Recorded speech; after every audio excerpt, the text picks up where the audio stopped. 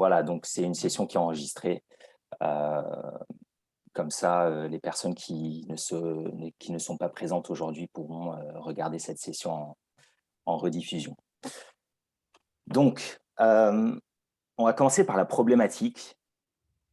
Donc, on a la Commission européenne qui a lancé un plan d'action en 2018. Et donc, l'objectif de ce plan d'action, enfin, un des objectifs qui a été déclaré, c'est de réorienter les capitaux privés vers des investissements plus durables. Donc, on a dans les cercles académiques, on se demande si ça va être un nouvel objectif de la régulation financière en Europe. Et on se pose pas mal de questions aussi sur les tensions que cela crée avec d'autres objectifs qui sont un peu plus classiques, comme notamment assurer la stabilité financière et assurer l'efficience des marchés. Donc, on va toucher un peu à ces problématiques-là lors de cette présentation.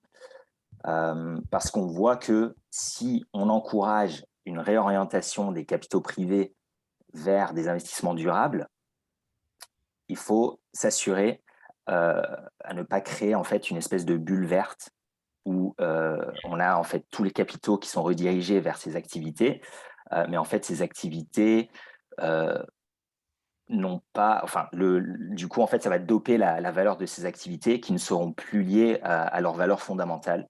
Et en fait, ça crée pas mal de problèmes au niveau de l'efficience des marchés. Donc, c'est pour ça que la question de savoir si les activités, entre guillemets, ESG, donc environnementaux, sociaux et gouvernance, sont des activités qui peuvent créer de la valeur.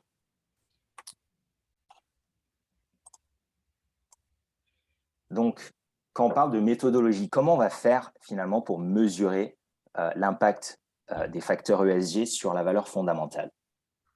Donc, idéalement, il faudrait pouvoir identifier d'abord ce qu'est un bon facteur ESG et les entreprises qui les appliquent. Ça, c'est un premier exercice. Ensuite, il faut pouvoir disposer d'un critère de valorisation où on puisse comparer une entreprise à une autre. Donc, une entreprise idéalement qui est justement ESG avec une entreprise qui ne l'est pas. Et ensuite, le dernier point qui est probablement le plus difficile, c'est d'établir un lien de causalité entre l'application de cette politique ESG et la hausse ou la baisse de la valeur de l'entreprise. Alors ici, en fait, ce qui est important de garder en tête, c'est que pour cette présentation, on va plutôt parler des marchés cotés parce que, en fait, comme vous pouvez vous en douter, comme on a accès au prix, il est beaucoup plus facile de tester des hypothèses. Les marchés privés sont moins transparents et donc c'est beaucoup plus difficile d'évaluer ces hypothèses dans ces contextes. Donc rapidement, on va essayer de passer un peu vite, mais sur les objectifs de la finance durable, donc comme vous savez, on a d'abord un objectif qui est environnemental. Et donc là, j'ai sorti une définition qui a été donnée, il me semble, par l'OCDE en 2001. Donc en fait, la question, c'est de pouvoir répondre aux besoins d'aujourd'hui sans compromettre la capacité des générations futures de subvenir à leurs propres besoins. Donc, je vous ai mis un petit schéma là qui vient du Climate Action Tracker. Il est pas mal ce site, je vous encourage d'aller le consulter, qui donne un peu les différents scénarios et là où on en est pour l'instant, vu les différents engagements qui ont été pris par les États. On a aussi un objectif de justice sociale. Donc là, pareil, on voit la montée des populismes, les gilets jaunes, on a pas mal de revendications sociales. Je vous ai mis un petit schéma ici sur les inégalités de revenus et leur évolution depuis 1900. C'est assez intéressant de voir que dans les pays anglophones, on a en fait un graphique qui fait une sorte de U, alors que dans les pays d'Europe continentale et au Japon, on a en fait les inégalités qui ont pas mal chuté depuis la Deuxième Guerre mondiale.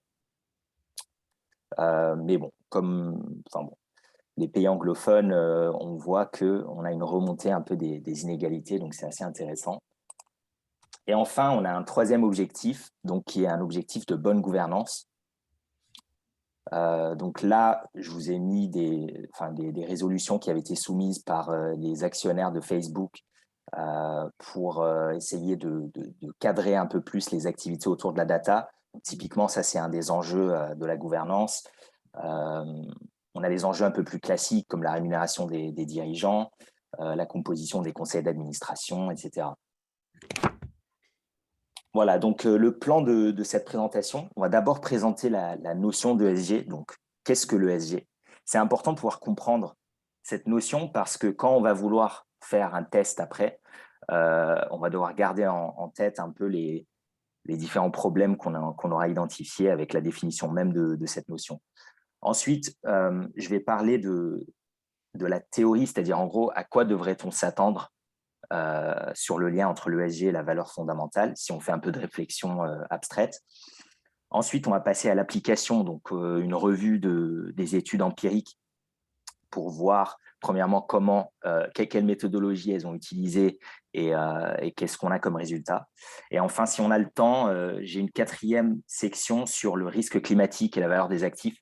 Alors, la raison pour laquelle j'ai fait une section séparée sur ça, c'est parce qu'en fait, on a l'émergence en fait d'une littérature qui est un petit peu séparée, qui se fait un peu en parallèle de la littérature sur l'ESG. Et donc, je pense que c'est aussi important de couvrir ces éléments-là. Donc, la notion d'ESG, on va commencer déjà par décrire l'écosystème de l'investissement ESG. Je pense que c'est important pour comprendre un peu comment se situer. Donc, on a d'un côté, alors là, c'est un schéma qui vient d'un rapport de l'OCDE qui est vraiment assez bien fait sur ces thématiques-là. De toute façon, toutes mes sources sont à la fin de la présentation qu'on va vous envoyer après cette présentation. Donc, vous pourrez tout consulter si vous voulez. Donc, on a les issuers, donc les entreprises en fait, sur les marchés cotés, d'un côté. Et de l'autre côté, on a les investisseurs finaux, donc que ça soit l'épargnant, l'État, enfin, voilà. Et entre ces deux entités-là, on a en fait tout l'écosystème financier, donc des marchés financiers, donc les investisseurs institutionnels, les asset managers, les développeurs d'indices et les agences de notation ESG. Et ensuite, on a aussi donc forcément le régulateur. On a des organismes de normes, donc par exemple typiquement IFRS, enfin voilà des normes comptables et autres. Donc c'est plutôt de la soft law. Et ensuite, on a aussi des corps internationaux, typiquement les Nations Unies, l'OCDE, etc., qui ont aussi leur mot à dire sur l'ESG. On va un peu moins parler de ces entités-là. Alors, maintenant, c'est aussi la question de comprendre finalement qu'est-ce que c'est l'investissement ESG. Parce qu'on parle, par exemple, de impact investing. On a aussi la philanthropie et on a l'investissement conventionnel. Comment situer finalement tout ça sur un spectre? Donc là, c'est pas mal. L'OCDE a fait en fait un spectre que j'ai trouvé assez intéressant. Donc d'un côté, on a la philanthropie où en fait, il s'agit toujours d'un compromis dans la finance durable entre qu'est-ce que je veux comme retour financier et qu'est-ce que je veux comme impact ou retour social. La philanthropie, clairement, sur le côté gauche, entre guillemets, du spectre, c'est l'impact social. Donc, on va investir, on s'attend à un investissement, à un retour sur l'investissement qui sera assez faible, mais ce qu'on va vraiment regarder, ça va être l'impact qu'on aura créé. De l'autre côté, on a l'investissement conventionnel, où là, pour le coup, c'est le retour financier qui est le plus important. Et entre les deux, on va avoir notamment l'investissement ESG, qui va chercher un retour financier, mais en appliquant des filtres ESG. Donc, pour essayer d'être un peu plus éthique, essayer quand même d'avoir un peu plus d'impact. Voilà, donc l'OCDE a identifié 3 types d'investissements qui vont notamment utiliser les logiques ESG. Donc, passons maintenant à la définition. Donc, premièrement, par le marché. Donc, pour moi, c'est vraiment, là, on rentre dans le vif du sujet parce qu'on va parler des agences de notation ESG. Ces agences donnent des notes alors ça dépend des agences, mais typiquement, c'est comme les agences de notation de crédit. On peut avoir des notes entre A, AAA et D. Et en fait, ces notes sont censées refléter la capacité de gestion des risques ESG par les entreprises. Et donc, une première question qu'il faut se poser, c'est est-ce que ces notes ou ces notations ESG sont importantes pour les investisseurs? Alors, on a 2 études qui ont été faites, donc une par Hartman et Sussman. Alors là, c'est pour les mutual funds, donc les fonds communs de placement. Alors, eux, en fait, ils ont étudié la réaction des fonds au changement ou au upgrade ou downgrade de notes ESG. Et en fait, ils notent que ces changements de notes ESG, que les fonds réagissent de manière très sensible au changement de notes ESG. Donc ça, c'est une première chose à noter. On a aussi une étude par Amelzadeh et Serafheim. Donc là, pour le coup, c'est un sondage. En fait, ils ont fait un sondage auprès des professionnels de l'investissement. Et ceux-ci ont déclaré à 82% utiliser les informations ESG qui sont fournies par les agences de notation ESG. Bon, qu'est-ce que ça veut dire utiliser les informations fournies? Je ne vais pas trop rentrer dans le détail ici, mais c'est un peu plus complexe que simplement utiliser une note. Souvent, les notations ESG sont fournies avec un rapport assez détaillé et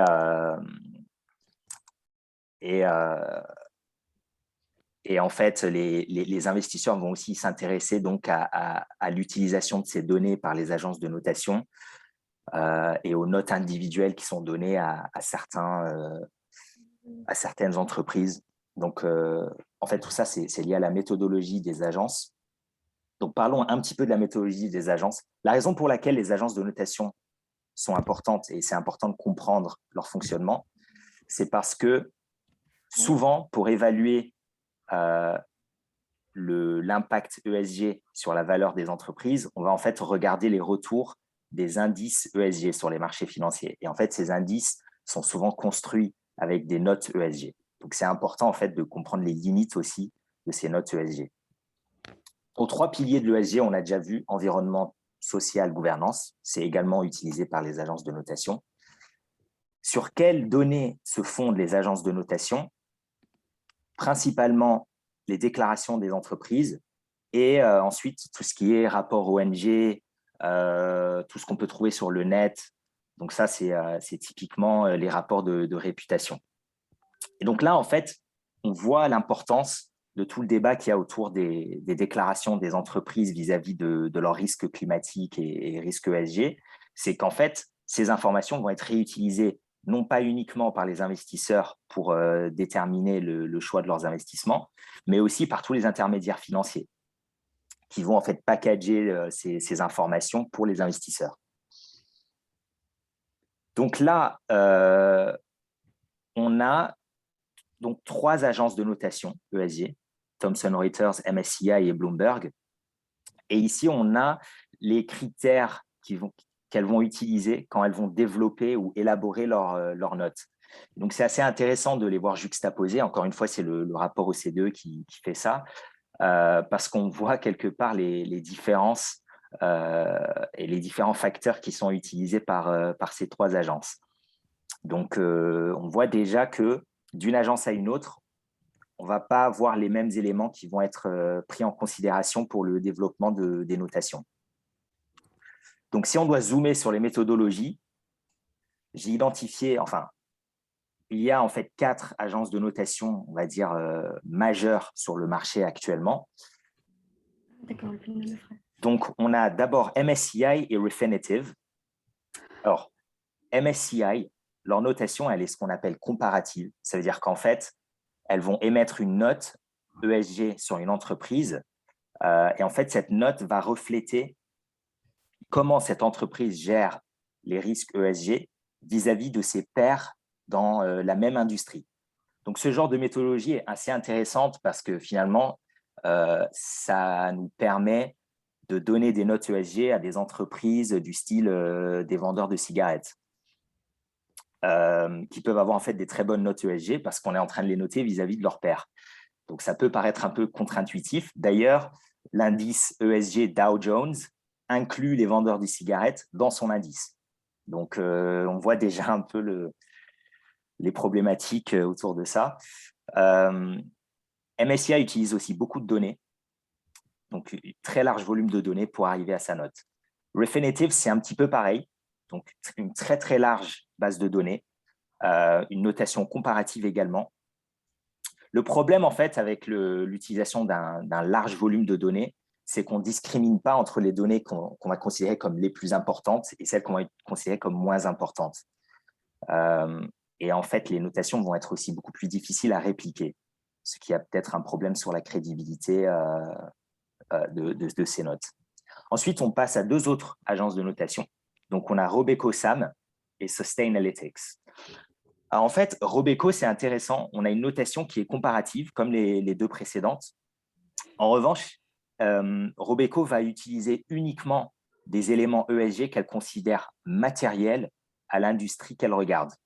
C'est-à-dire qu'en gros, elle ne va pas prendre tous les éléments ESG en considération, mais uniquement les éléments les plus saillants actuels qui peuvent vraiment impacter la santé financière de ces entreprises. Et ce qui est aussi intéressant, c'est qu'elle a une méthodologie en fait, de questionnaire, ce qui rend sa data très impossible à reproduire en fait, parce que c'est de la data qui est uniquement récoltée par Robeco. Et Sustainalytics, qui, pareil, va utiliser uniquement des points ESG matériels. Et alors, ce qui est intéressant avec Sustainalytics, c'est qu'il ne s'agit pas d'une notation comparative, mais d'une notation absolue. Ce qui permet en fait de comparer une entreprise d'aviation avec une entreprise du style Coca-Cola, ce qui n'est pas vraiment possible avec les autres styles de notation. Bon, voilà. Donc, quel problème on a face à ces agences de notation ESG? Premièrement, en fait, la littérature académique a pu montrer qu'il y a un véritable problème de cohérence dans les notes. En fait, une étude de Berg a montré qu'on a une corrélation extrêmement faible entre les différentes notes données par les agences de notation ESG. Ce qui est très différent par rapport aux agences de notation de crédit où on a une corrélation qui est quasiment, qui est très, très, très forte. Et donc, en fait, ces divergences seraient dues, premièrement, à l'étendue des catégories ESG, donc le scope, en fait, qui est choisi par ces agences de notation. C'est dû également à la méthode de mesure de ces catégories et aussi à la pondération des catégories dans la notation finale. Donc, tout ça, en fait, n'est pas harmonisé entre les différentes agences. Et donc, forcément, on se retrouve avec des notes. En fait, on peut se retrouver avec une entreprise qui a une très, très bonne note avec une agence et une très mauvaise note avec une autre agence. Et enfin, donc, il y a une question ici de légitimité, en fait, de la définition par le marché. Est-ce qu'on devrait, en tant que consommateur, en tant que personne s'intéressant à ces problèmes environnementaux et sociaux, est-ce qu'on devrait laisser aux agences de notation ou aux investisseurs le soin de définir finalement ce que c'est une bonne politique ESG? Bon, c'est une question qu'on peut se poser. Donc voilà. Donc je ne sais pas si, en tout cas, n'hésitez pas encore une fois si vous avez des questions à m'interrompre. On passe maintenant aux instances normatives. Ici, je veux passer un petit peu plus vite. C'est simplement en fait pour parler du concept de matérialité. En fait, la question qu'on peut se poser, c'est si les risques ESG ont un véritable impact sur la valeur des entreprises, pourquoi on en parle uniquement depuis 5 ans ou 10 ans? Pourquoi ce n'est pas un élément finalement qui aurait dû être pris en compte depuis le début? Et donc là, il faut justement parler de cette notion d'information matérielle. En fait, les entreprises cotées ont une obligation de publier au moins les informations matérielles. Qu'est-ce que ça veut dire? Aux États-Unis, en fait, c'est une notion qui a été développée par la jurisprudence et qui est ensuite mise en œuvre par la SEC. Et en fait, c'est simplement une information qui a une probabilité substantielle, où il y a une probabilité substantielle qu'une personne raisonnable la considère comme importante pour son choix d'investissement. Donc, en fait, concrètement, c'est une information qui va impacter la santé financière d'une entreprise. Donc, si on regarde le schéma ici, la matérialité à la base, on considère en fait l'impact d'un événement sur la santé de mon entreprise. Et alors, récemment, on a l'émergence d'un débat sur le concept de double matérialité, parce que comme vous voyez ici, on ne s'intéresse pas en fait à l'impact de l'entreprise sur l'environnement. C'est uniquement l'impact de l'environnement sur l'entreprise, si on peut le cadrer comme ça. Et donc, aux États-Unis, on a ce débat-là. Est-ce qu'on devrait également pousser les entreprises à publier des informations qui sont matérielles dans le sens où ce sont des informations qui montreraient comment ou qui dévoileraient l'impact de l'entreprise sur son environnement, sur ses employés, etc. Aux États-Unis, on est encore au stade de débat. On a quelques entreprises qui décident de le faire de manière volontaire. En revanche, en Europe, depuis 2019 et la directive CSRD, on a en fait maintenant le développement justement de la double matérialité dans la loi. Bon, pour l'instant, c'est pour les grandes entreprises, mais c'est en train d'être développé et l'Union européenne est vraiment en fait un pionnier par rapport à cette notion-là. Au niveau international, on a en fait une instance qui s'appelle le Task Force on Climate-Related Financial Disclosures. Et donc là, en fait, ça a été établi par la Financial Stability Board, qui est un organisme international. Et l'objectif, en fait, c'est de développer un standard de disclosure pour tout ce qui est information liée au climat. C'est encore au stade de recommandation, donc aucune obligation, en fait. Et alors, ce qui est intéressant ici, bon, on pourrait aller voir sur leur site, mais vraiment, la recommandation clé, c'est qu'elle veut pousser les entreprises à effectuer en quelque sorte des stress tests climatiques, c'est-à-dire en gros, mesurer leur résilience à des différents scénarios climatiques, donc des scénarios de changement de température et quel impact cela aurait sur leurs activités. Alors ensuite, je voulais aussi parler de l'IFRS parce qu'on en a un petit peu parlé à la COP26. En fait, à la base, on a beaucoup d'autres organismes qui essayent de développer des standards de déclaration ESG et environnementaux pour les entreprises. On a notamment le groupe des 5. Et alors, à la COP26, l'IFRS a annoncé la création du International Sustainability Standards Board. Donc, je vous ai mis un petit schéma ici parce que ce n'est pas toujours très facile à comprendre comment ces organismes sont organisés. Mais en fait, l'idée serait que l'ISSB va reprendre les standards qui sont en train d'être développés par le groupe des 5. Et alors, c'est intéressant parce que l'IFRS est un organisme quand même qui a une très forte crédibilité, qui est suivi par… c'est les normes comptables, en fait, dans quasiment le monde entier, à part les US qui utilisent le GAAP et d'autres juridictions également. Et alors aussi, ce qui est intéressant, c'est que son président, c'est Emmanuel Faber, qui est l'ex-PDG de Danone. Donc, on peut se demander un peu dans quelle direction tout ça va aller. Voilà. Ensuite, donc pour finir sur la notion d'ESG, on va parler un peu de la définition par le régulateur, parce qu'on a eu en fait dans l'Union européenne pas mal d'interventions. Donc, comme vous savez, l'enjeu, donc l'objectif majeur en fait de la régulation à la base, c'est la protection des investisseurs. Enfin, c'est un des gros enjeux. Donc, appliqué à l'ESG, si on intervient en tant que régulateur sur l'ESG, c'est pour permettre aux investisseurs de comprendre le compromis qu'ils sont en train de faire quand ils décident d'investir dans une valeur ESG, si compromis il y a.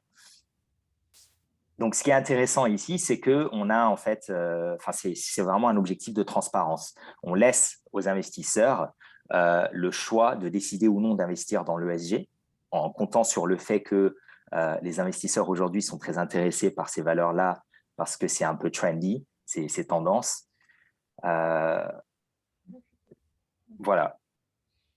Donc, bon, je passe. Donc, vous avez déjà peut-être entendu parler donc, de la SFDR, Sustainable Finance Disclosure Regulation, qui est sortie en 2019. Donc, en fait, son objectif, c'est en fait d'harmoniser les critères ESG et l'impact ESG des entreprises.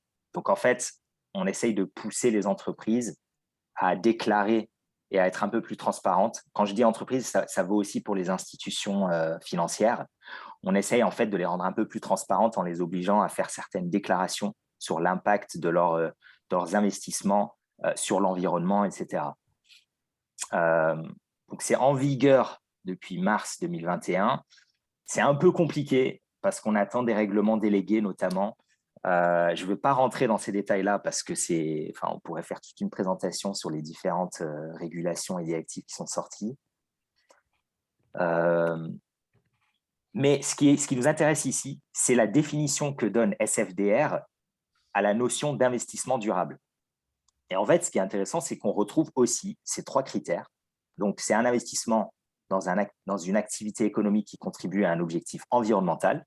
Et là, en fait, on a dans la définition des exemples, utilisation efficace des ressources, production de déchets, effet sur la biodiversité, etc. On a aussi le fait que c'est un investissement dans une activité qui contribue à un objectif social. Donc là, on parle de cohésion sociale, intégration sociale, relation au travail, etc. Et alors là, on a le critère gouvernance. Donc, en fait, c'est pour autant que les sociétés dans lesquelles les investissements sont réalisés appliquent des pratiques de bonne gouvernance. Et donc là, on a aussi quelques exemples. Donc, des structures de gestion saines, okay, les relations avec le personnel, la rémunération du personnel compétent, bon, tout ça, c'est assez classique, et le respect des obligations fiscales, très d'actualité. Voilà. On a aussi la taxonomie, vous en avez peut-être entendu parler, qui est sortie en 2020. En fait, la taxonomie, pour l'instant, elle porte uniquement sur la partie environnementale. Et l'idée, c'est d'affiner un peu plus les critères, de créer en fait des catégories beaucoup plus transparentes de ce que représente un investissement durable dans l'environnement. Voilà. Et les projets de standards techniques qui doivent sortir en fait et qui doivent venir complémenter la taxonomie et SFDR, qui est censé entrer en vigueur maintenant en janvier 2023. Et en fait, ce qui est intéressant ici, c'est qu'on va obliger les entreprises à fournir des critères quantitatifs et qualitatifs pour mesurer leur performance ESG. Voilà, donc on voit en fait avec ces régulations qu'on essaye un peu de se rapprocher aux objectifs de l'accord de Paris, qui est, comme vous le savez, de limiter le réchauffement climatique à 2%, à 2 degrés des niveaux pré-industriels. On peut se demander quelle évolution, quel impact auront ces régulations, notamment la taxonomie, sur le rôle des agences de notation ESG. Est-ce qu'elles vont devoir changer leur travail? Est-ce que ça va simplement les obliger à faire un travail avec les entreprises pour les faire rentrer dans certaines cases? Ça va être assez intéressant. Voilà, donc maintenant, on passe en fait… Pardon, Youssef, Oui. une question. Comment, par rapport à la définition donnée par la régulation, comment tu perçois en fait les méthodologies des agences de notation? Est-ce que tu penses que c'est en ligne? Est-ce qu'il y a du travail? Est-ce qu'ils ne s'en inspirent pas assez? Est-ce qu'ils s'en inspirent trop et ce serait un problème parce qu'elles sont trop théoriques? Qu'est-ce qu'on peut dire là-dessus? Ouais, alors, on est encore au tout début, mais un premier commentaire serait que, en fait, ces régulations, donc par exemple la taxonomie et les standards techniques, elles poussent les entreprises à rentrer dans beaucoup de détails sur leur politique ESG, de donner en fait des mesures un peu quantitatives. Et ça, ce sont des choses en fait que les agences ne font pas. Une agence de notation, elle prend simplement une information produite par une entreprise et ensuite elle les fait rentrer dans certaines cases. Donc quelque part, en fait, ça rend… on va avoir… en fait, ce qui va être intéressant, ça va être de voir comment les agences de notation vont intégrer une information qui va devenir beaucoup plus précise, beaucoup plus granular. Et je ne sais pas si leurs modèles leur permettent de faire ça actuellement. En gros, tu nous dis que pour l'instant, c'est du check the box, quoi. Pour l'instant, ouais. D'accord. Ouais, Et ouais. avant que tu parles sur le sujet clé de la session ESG de l'environnemental, bon, il faut un petit commentaire sur Orpea et la maison de retraite, ce qui est arrivé avec les PAD, parce que c'est vrai qu'on peut dire que c'est le premier gros crash boursier lié à un impact ESG. Évidemment, il y a les critiques commencent déjà pour dire qu'il y a eu un problème sur la notation ESG parce que De ce que j'ai compris, il y avait quand même des articles dans Mediapart il y a 4 ans sur ce même groupe. À ton avis, qu'est-ce que peut provoquer ce scandale à court terme au niveau des Ouais. agences de notation? Ouais, alors en fait, ouais, c'est très intéressant. Alors, ce qu'il faut noter, c'est que les agences de notation, leur business model, c'est quand même leur réputation. Donc, en fait, c'est comme beaucoup d'intermédiaires financiers finalement. Si on a un gros scandale, ça impacte la réputation de l'agence et on peut se demander si elles vont continuer à exister ou en tout cas, ça va les forcer à changer leur méthodologie, peut-être à les rendre plus transparentes et surtout, ça va aussi attirer l'attention des régulateurs. Bon, même si en soi, pour les agences de notation, je pense que les régulateurs s'y intéressent déjà. Euh, et en fait, juste par rapport à l'entreprise en soi, ça illustre quelque part, on va en parler tout à l'heure, mais ça illustre quelque part peut-être l'importance de l'ESG pour la réputation en fait des entreprises. On sait aujourd'hui que le risque réputationnel est beaucoup plus élevé parce qu'on a les réseaux sociaux. En fait, on peut faire circuler de l'information beaucoup plus rapidement. Et donc, certains auteurs considèrent effectivement que avoir une politique ESG robuste permet d'éviter quelque part des risques, enfin, permet d'éviter des scandales réputationnels et donc éviter en fait exactement ce que tu viens de décrire, c'est-à-dire un crash boursier sur fondement de scandales de ce type. Juste, Mais, Sophie Youssef, je ne suis pas persuadé, enfin, bien entendu, ce qui vient de se passer sur Orpea, c'est naturellement lié à des problématiques que l'on peut qualifier de ESG, mais ça fait quand même très très longtemps. Ce n'est pas la première fois, en quelque sorte, qu'une entreprise connaît un crash boursier pour des raisons réputationnelles qui peuvent être de toute nature, en réalité. On a trop tendance aujourd'hui, là, peut-être à dire, ah ben voilà, c'est un scandale ESG. Oui, c'est sûr que quelque part, la société n'a pas su maîtriser ses risques. C'est sûr qu'on peut probablement aller chercher le conseil d'administration pour expliquer qu'il n'a pas fait son boulot d'arbitrage entre des profits à court terme ou profits même à long terme et puis un certain nombre d'engagements qui sont attendus d'une société comme ça. Mais voilà, je crois il faut se rappeler quand même que toutes ces questions, et on va probablement le voir, Youssef, dans la présentation que vous allez faire par la suite, mais toutes ces questions sont liées à des problématiques d'intangibles ça fait très longtemps que l'intangible a une importance pour la valeur de l'entreprise. Ce n'est pas quelque chose de nouveau. Hein. Ça fait maintenant 10, 20 ans, 30 ans qu'il y a plein de papiers pour expliquer que les données comptables ne sont pas vraiment prises en compte par les investisseurs et que les investisseurs vont heureusement bien au-delà des paramètres comptables et des paramètres financiers purs. Quand on fait une évaluation, fondamentalement, on doit passer 80% de son temps à analyser la gouvernance, la stratégie, les opérations. Voilà, c'était juste le petit bémol que je voulais faire sur ce sujet. Jean-Florent, tu as complètement raison. Après, la question, c'est l'ampleur du crash. Parce que là, dans le cas de Orpea, alors, il y a une défaillance de la gouvernance, c'est visible, enfin, on peut la supposer. Ouais. Maintenant, là, enfin, ça touche vraiment à la nature de la prestation en soi que fait le groupe. Et ce qui est frappant, c'est que l'ampleur de la chute est quand même massive. Alors, c'est pour ça, en tout cas, je n'ai pas en tête un crash similaire de cette ampleur. Et d'où ma question en disant, est-ce que les sujets de ESG en ce moment font que du coup, ça accroît en fait l'ampleur. Si je prends un autre exemple, bon, comme certains le savent, ça m'arrive de défendre des vendeurs à découvert. Je sais que les activistes vont avoir tendance de plus en plus à focaliser sur des sujets ESG parce qu'ils se rendent compte justement que les chocs boursiers, enfin, ils anticipent que les chocs boursiers vont être plus importants qu'avant, justement parce que l'épargne est dirigée sur le critère ESG et que donc, ça crée du coup des opportunités pour identifier des entreprises qui, bien que sur un plan de vue strictement comptable, n'ont rien à se reprocher, sur les sujets ESG, du coup, fait que l'importance des sujets ESG vont faire que ça va les rendre intéressantes pour des activistes. Voilà.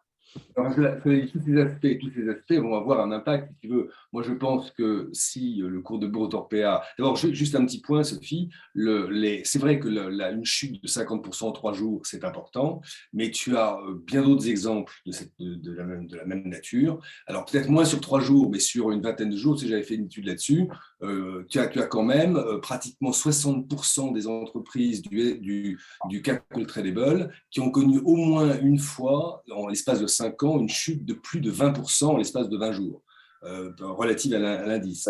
Ouais. C'est quand même relativement fréquent. Là, justement, les chutes brutales sont relativement fréquentes. Et généralement, ce sont des chutes qui sont liées à des éléments extra-financiers, toujours. La plupart du temps, c'est tout simplement parce que les cash flows, enfin on va le voir, on a une magnifique équation devant nous, c'est parce que les cash flows anticipés vont baisser. C'est sûr que sur Orpea, il est certain que là, c'est pas tellement le bouquin Fossoyeur qui en l'occurrence provoque ça, c'est tout simplement les conséquences que ça va avoir en termes de réputation et puis naturellement en termes de réglementation. Il est certain que demain, ils vont devoir recruter des gens beaucoup plus compétents, beaucoup plus chers, avec la rentabilité qui va se casser la figure. Et donc, voilà, fondamentalement, la rentabilité de ces boîtes-là va probablement souffrir. Et c'est pour ça aussi que Korian a perdu 20%. Il y a Korian d'ailleurs qui est vraiment morflé dans cette histoire. Voilà. Non, là-dessus, on est tout à fait d'accord et je suis preneuse de ton étude. Merci beaucoup.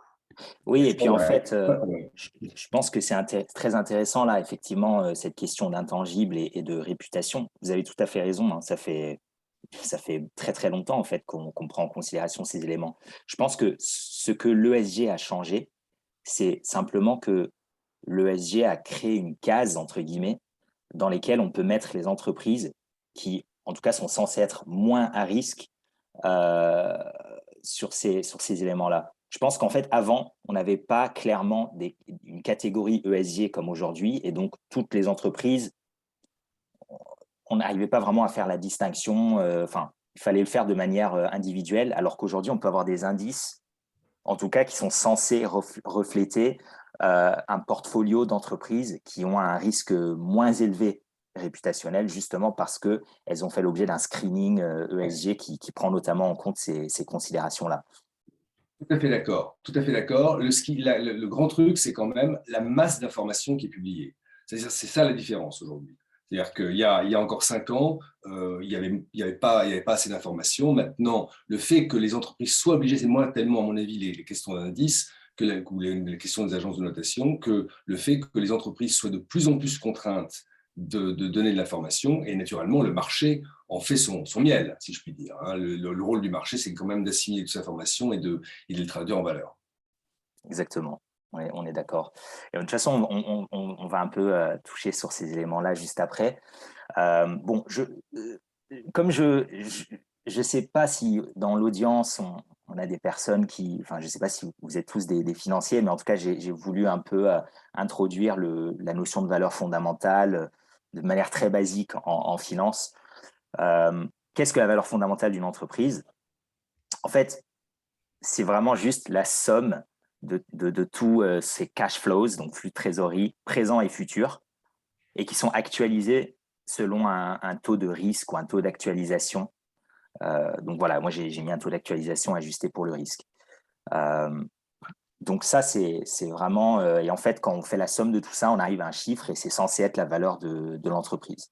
Ce qui veut dire qu'il n'y a pas de différence théoriquement, entre détenir une entreprise jusqu'à la fin de sa vie et toucher tous les dividendes et les distributions, ou revendre mon entreprise aujourd'hui, techniquement, je touche la même somme. C'est en gros l'idée. Donc, ici, en fait, on identifie les vecteurs de la valeur fondamentale.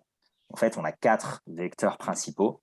On a la croissance d'une entreprise. Donc ça, en fait, c'est simplement la fonction de ses ventes et revenus de l'entreprise. Donc, sa part de marché, la taille de marché, etc., le volume vendu. Donc ça, c'est un premier vecteur. Deuxième vecteur, c'est la profitabilité. Donc ça, c'est lié à la structure des coûts de l'entreprise. Donc on peut avoir une entreprise qui a une part de marché moins grande qu'une autre, mais qui a une structure des coûts beaucoup plus agile et donc en fait lui permet d'être beaucoup plus profitable, ce qui lui permettra par la suite de faire des distributions plus élevées aux actionnaires. Donc ça, c'est un deuxième vecteur. Ensuite, un troisième vecteur, bon, c'est l'efficacité des investissements. C'est un vecteur un peu plus technique. Donc, mais en gros, l'idée, c'est est-ce que j'arrive à augmenter mon revenu pour chaque euro investi? Donc, c'est au niveau du CAPEX.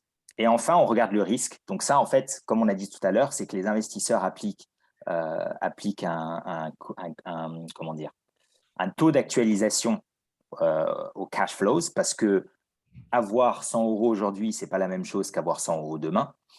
Il y a toute une notion de risque qui est liée à ça. Et donc, en fait, ce qu'on appelle en anglais le cost of capital ou le discount rate, c'est aussi un vecteur qui va influencer la valeur fondamentale d'une entreprise vis-à-vis des investisseurs. Pourquoi je parle de tout ça? Parce que théoriquement, quand on va faire une réflexion sur l'ESG, il faut pouvoir, en fait, il faudrait pouvoir identifier sur quel vecteur l'ESG va influer, enfin, quel vecteur l'ESG va impacter, en fait. Donc là, on a un petit schéma qui vient c'est un paper par Cornell et Damodaran qui ont écrit justement sur cette problématique de ESG et valeurs fondamentales. Donc l'idée, c'est que si les marchés sont efficients, la capitalisation boursière d'une entreprise cotée devrait refléter en fait le total des cash flows actualisés de cette entreprise. C'est théorique, hein, mais c'est l'idée. Donc là, je vous renvoie en fait à une présentation qui avait été faite par Paul Houdin, qui est membre de Droit et Croissance le mois dernier, justement sur l'efficience informationnelle, qui est très importante pour arriver en fait à avoir des actifs sur des marchés financiers qui reflètent effectivement leurs valeurs fondamentales. Donc, ça va dépendre en fait de la quantité d'informations disponibles. C'est ce qu'on disait tout à l'heure. Plus on a de l'information disponible sur le marché, plus les investisseurs vont pouvoir se faire une idée sur la valeur d'une entreprise. Alors, comment l'ESG pourrait impacter ces différents vecteurs? Bon, si on réfléchit de manière théorique, on pourrait dire que pour la croissance, c'est simple, les consommateurs veulent consommer de manière responsable et donc vont choisir d'acheter des produits à une entreprise qui, en tout cas, s'affiche comme étant une entreprise qui respecte les facteurs ESG, plutôt qu'une entreprise qui ne le fait pas. Donc ça augmenterait en fait les ventes, ce qui augmente la croissance de l'entreprise.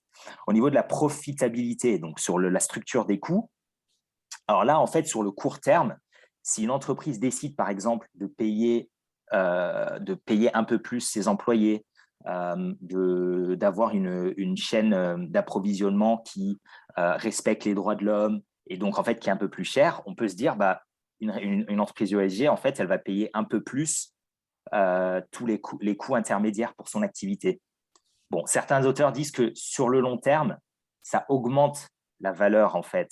Enfin, ça réduirait en fait les coûts. Pourquoi? Parce qu'on aurait des employés plus fidèles, plus motivés, et donc on aurait moins besoin de recruter, ce qui représente un coût en soi. On aurait des fournisseurs de meilleure qualité qui sont moins susceptibles de faire défaut. On aurait des chaînes d'approvisionnement plus robustes, etc. En tout cas, c'est ce que pensent certains. Au niveau de l'efficacité des investissements, c'est la même logique en fait. C'est qu'on aurait des investissements qui seraient plus coûteux, mais avec un rendement plus élevé sur le long terme parce qu'ils respectent en fait les éléments ESG qui vont devenir très rapidement un standard et donc avec des machines moins polluantes, un matériel plus sécurisé, etc. Et enfin, niveau risque, c'est ce qu'on disait tout à l'heure en fait, c'est que si on est conforme à des critères ESG, normalement, on devrait être moins exposé à des risques, par exemple, réputationnels ou autres. Et donc, en fait, les investisseurs appliqueraient un taux d'actualisation qui serait moins élevé que pour une entreprise qui n'aurait pas mis en place tous ces procédés-là. Et donc, ça donnerait en fait une valorisation plus élevée de l'entreprise qui respecte les facteurs ESG. Donc, voilà un peu au niveau de la réflexion sur l'impact sur la valeur fondamentale d'un point de vue théorique. Bon, là on peut passer, c'était juste pour dire qu'une action dont le prix correspond parfaitement à la valeur actualisée nette, normalement aurait des cash flows en fait, qui ne généreront aucun rendement. Ça veut dire, c'est comme j'ai dit tout à l'heure en fait, c'est-à-dire détenir l'entreprise ou la vendre, maintenant, techniquement, devrait me donner le même montant en cash.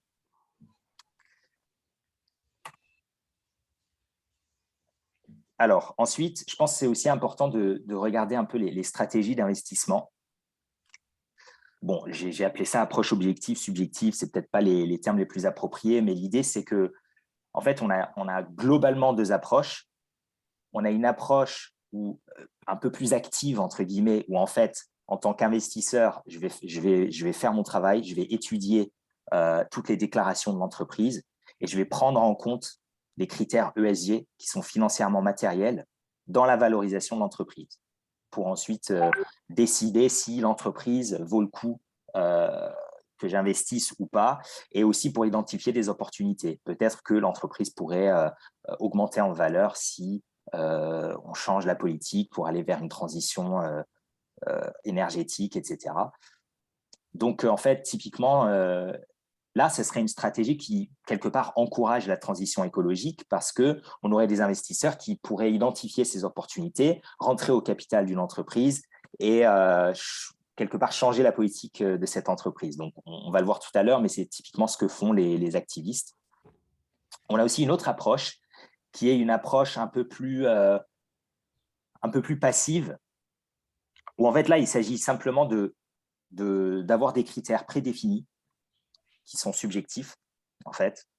Je décide de ces critères-là et ensuite, je vais exclure certaines entreprises de mon portfolio en fonction de ces critères. Donc, ça, c'est typiquement plus l'approche de fonds institutionnels qui vont détenir des portfolios et qui vont en fait avoir une stratégie d'investissement basée sur des indices et sur des éléments, par exemple, typiquement des notations ESG. Si une entreprise tombe ou est dégradée au niveau de sa notation ESG, elle sortirait du portefeuille. Donc là, en fait, je fais une petite revue juste de la littérature. Donc, en fait, d'un point de vue théorique, les pratiques ESG pourraient être associées à des meilleurs retours financiers sur le long terme, selon Edmans, à une atténuation des risques impactant la santé financière de l'entreprise et à une atténuation de la sensitivité du prix des actions à la baisse en cas de scénario catastrophe. C'est ce qu'on appelle le downside risk. Et on a aussi donc le fait que l'ESG pourrait renforcer le positionnement de marché d'une entreprise, parce qu'en fait, si les investisseurs et les consommateurs veulent tous les deux des entreprises qui sont ESG, dans ce cas-là, on obtient un avantage, on obtient un avantage sur la concurrence, qui ne le fait pas en fait. L'ESG attire les consommateurs et incite les employés à être plus productifs, c'est la logique qu'on a vue tout à l'heure. Et enfin, là, c'est un point assez intéressant, l'ESG permet aux entreprises d'éviter de potentiels litiges. Ce point-là, en fait, si on a le temps, on y reviendra dans les risques climatiques parce que c'est un point qui devient de plus en plus important. En fait, c'est toute la question de est-ce qu'on évolue vers un monde où des litiges climatiques vont devenir une réalité. Et en fait, si c'est le cas, on a des entreprises qui vont être exposées à beaucoup plus de risques que ce à quoi ils s'attendent aujourd'hui. Parce que Sophie m'a envoyé un message ce matin en me disant « Tu m'envoies ta facture, s'il te plaît ?» Pardon. Donc, maintenant, on va passer à l'analyse fondamentale en pratique. Donc là, en fait, je voulais parler du UN Principles for Responsible Investment parce que c'est assez intéressant. En fait, ils ont sorti une petite note qui donne des conseils pratiques sur comment intégrer les éléments ESG dans une analyse financière. Et donc, en fait, selon eux, premièrement, il faut cerner les problématiques ESG qui sont les plus saillantes. Donc, il ne faut pas prendre tous les éléments ESG en compte, mais uniquement les éléments qui sont les plus importants pour le marché aujourd'hui. Ensuite, il faut pouvoir quantifier les problématiques ESG, ce qui n'est pas toujours facile. Comme on a dit tout à l'heure, parfois on a des intangibles. Comment on fait pour mettre un chiffre sur un risque réputationnel? C'est très difficile. Bon, j'ai fait une observation, effectivement, on en a discuté tout à l'heure. Hein, c'est finalement, est-ce que ces problématiques n'existaient pas déjà il y a 20 ans, il y a 30 ans? Bien sûr que oui. Donc, je ne pense pas que ce soit des méthodes qui soient vraiment nouvelles. Mais en tout cas, comme on a dit, avec le développement de cette notion d'ESG, on a en fait une prise en compte de tous ces éléments-là de manière un peu plus rationnelle ou rationalisée. Donc ici, on a ici, en fait, on a un schéma donc, qui vient du UNPRI avec en fait des cas pratiques sur comment impacter un risque ESG dans la valorisation. Donc, par exemple, si on prend ici Associated British Foods, on prend l'entreprise exposée à de la vente de nourriture malsaine. Quel est le type de risque? En fait, on a un changement de préférence des consommateurs qui veulent consommer de la nourriture plus saine, etc. Et donc, qu'est-ce que c'est? Est-ce que c'est un risque? Est-ce que c'est une opportunité? Quelle est l'ampleur? Et donc, en fait, au niveau de la technique d'intégration, ici, tout à droite, on va voir que on va impacter ce risque-là dans le taux de croissance du revenu dans le modèle financier. Donc, si on a un taux de croissance de 6%, on pourra réduire ce taux de croissance en fonction du risque qu'on perçoit dans ce risque ESG-là. Voilà, donc c'est un peu la même logique. Ici, par exemple, Benchmark Holdings, qui est un truc de poisson et crustacés, qui est exposé aux variations de température, qui pourraient avoir un impact sur les petits crustacés qu'ils vendent. Donc, c'est un risque de marché sur le sourcing de matières premières. Le timing du risque qui est inconnu, mais avec un impact qui est potentiellement très sévère. Comment on modélise ça dans un modèle financier? Là, ça va être pareil, ça va être le taux de croissance qui sera ajusté, mais aussi un taux d'actualisation qui sera plus élevé pour refléter le risque, en fait, qu'on aura identifié. Voilà, donc c'est comment mettre en pratique les risques ESG dans un modèle financier pour une décision d'investissement, selon UNPRI. Il y a aussi Ardian, qui est donc en private equity. Ils ont sorti un rapport que j'ai trouvé assez intéressant sur le sustainable buyout. Donc, je sais qu'on ne va pas trop parler de private equity, mais juste pour faire le point ici, en fait, pour Ardian, le sustainable buyout, c'est intéressant pour eux parce que ça représente une stratégie où on identifie une opportunité ESG, en fait, dans une entreprise. Donc, typiquement, ils donnent leur exemple, c'est Italmatch Chemicals, qui vend des produits pour protéger contre le feu, etc., dans les maisons notamment. Donc, ils ont acquis en 2014, qu'ils ont revendu en 2018. Ils ne disent pas s'ils ont fait un bon retour, mais je présume que oui. Et en fait, leur stratégie ici, c'était de former une équipe RSE, donc ESG, et en fait de réduire la consommation énergétique du groupe et sa production de déchets. Bon. On peut ensuite dire que oui. C'était une stratégie. Oui, bonjour madame. Bonjour madame. Oui, pardon. On peut dire que c'était une stratégie ESG, même si en fait, il y a 20 ans, on ne l'aurait pas catégorisé comme une stratégie ESG, mais simplement comme une stratégie de bon investisseur qui veut dégager du profit en réduisant la structure des coûts. Mais aujourd'hui, le développement de l'ESG permet à Ardian de vendre ça, entre guillemets, à ses investisseurs comme une stratégie ESG. Donc, voilà.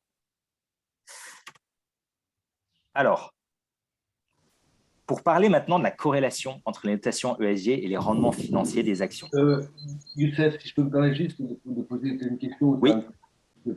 Précision sur changer de sujet là, mais je voudrais revenir sur la façon d'intégrer les dimensions ESG dans les modèles d'évaluation classiques.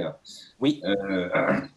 Le problème de tous ces ajustements, ajustements sur les cash flows, ajustements sur le risque, sur le taux d'actualisation, ça pose le problème de la théorie qui sous-tend tout ça. Parce que jusqu'à présent, avant de prendre en considération l'ESG, il y a des théories financières précises qui nous permettent de définir qu'est-ce que c'est qu'un taux d'actualisation.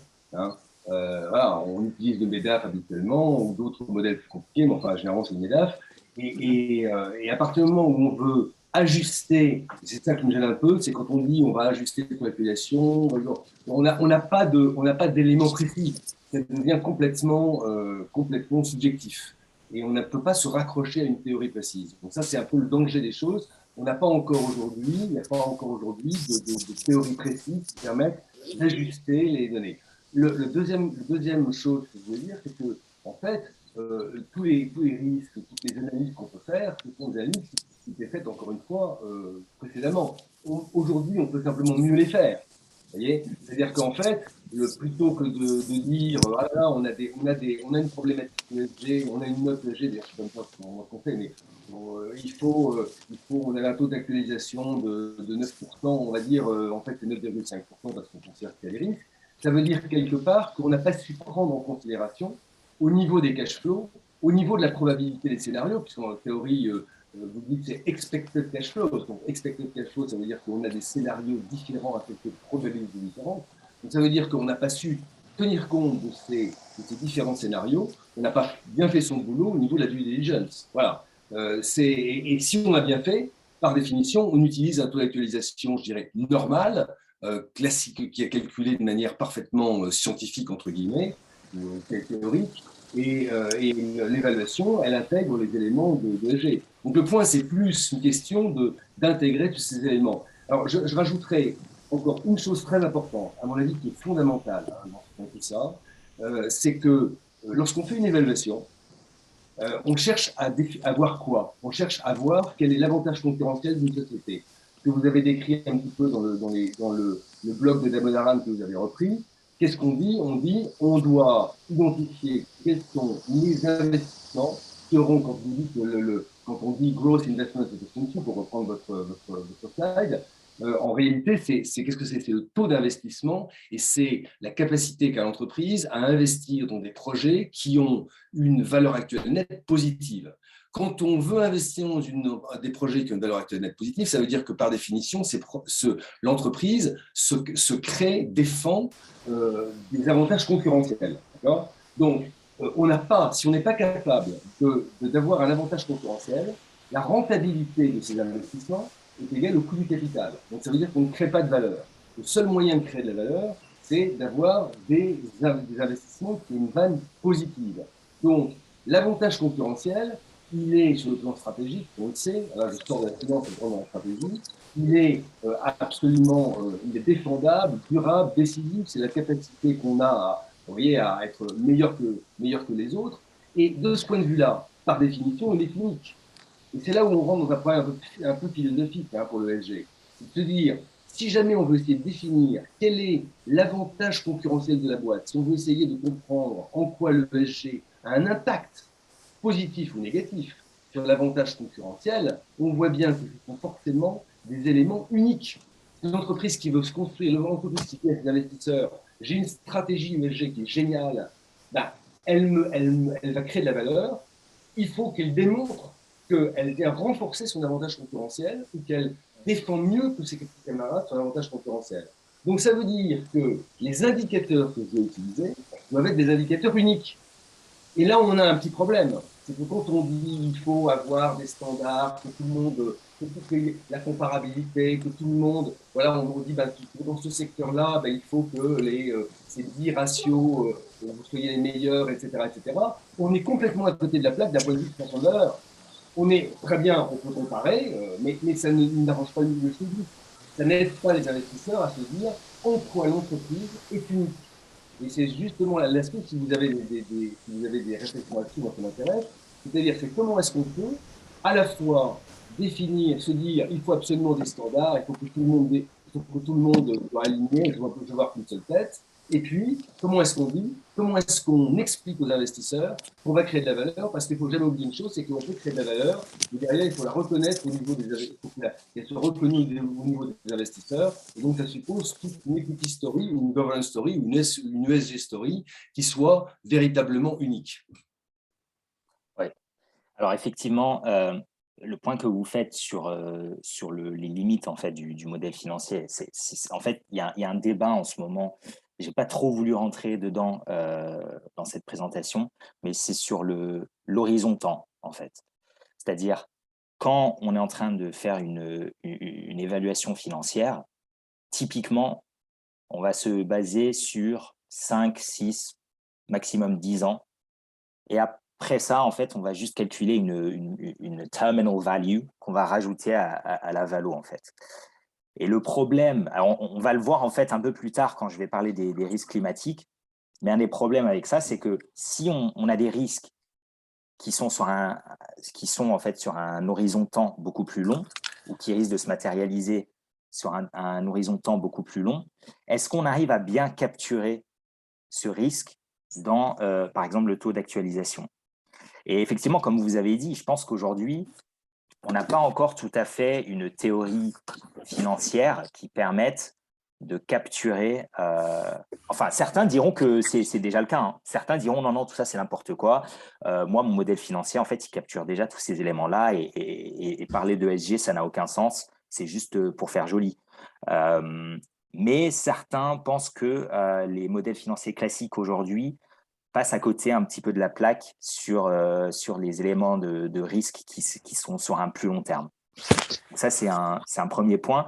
Je suis d'accord avec vous sur comment réconcilier… Pardon ? Je suis désolé, en fait, ça coupe un peu, on vous entend assez mal.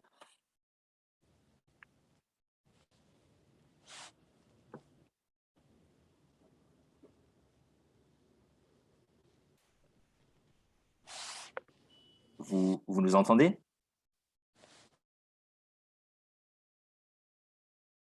Bon. OK. Mais effectivement, sur le point de réconcilier valeur aux actionnaires et ce ESG story, effectivement, c'est un gros point qui touche aussi à la question de corporate purpose. Est-ce qu'une entreprise devrait uniquement être en train de créer de la valeur pour les actionnaires ou pas? Alors, jusqu'à présent, nous, ce qu'on vient de voir, et notamment avec l'exemple d'Ardian, c'est que on cherche des stratégies ESG qu'on peut package comme ESG, mais que finalement, en fait, qui sont des stratégies de création de valeur pour les investisseurs uniquement, et qui ont en fait des externalités positives sur l'environnement.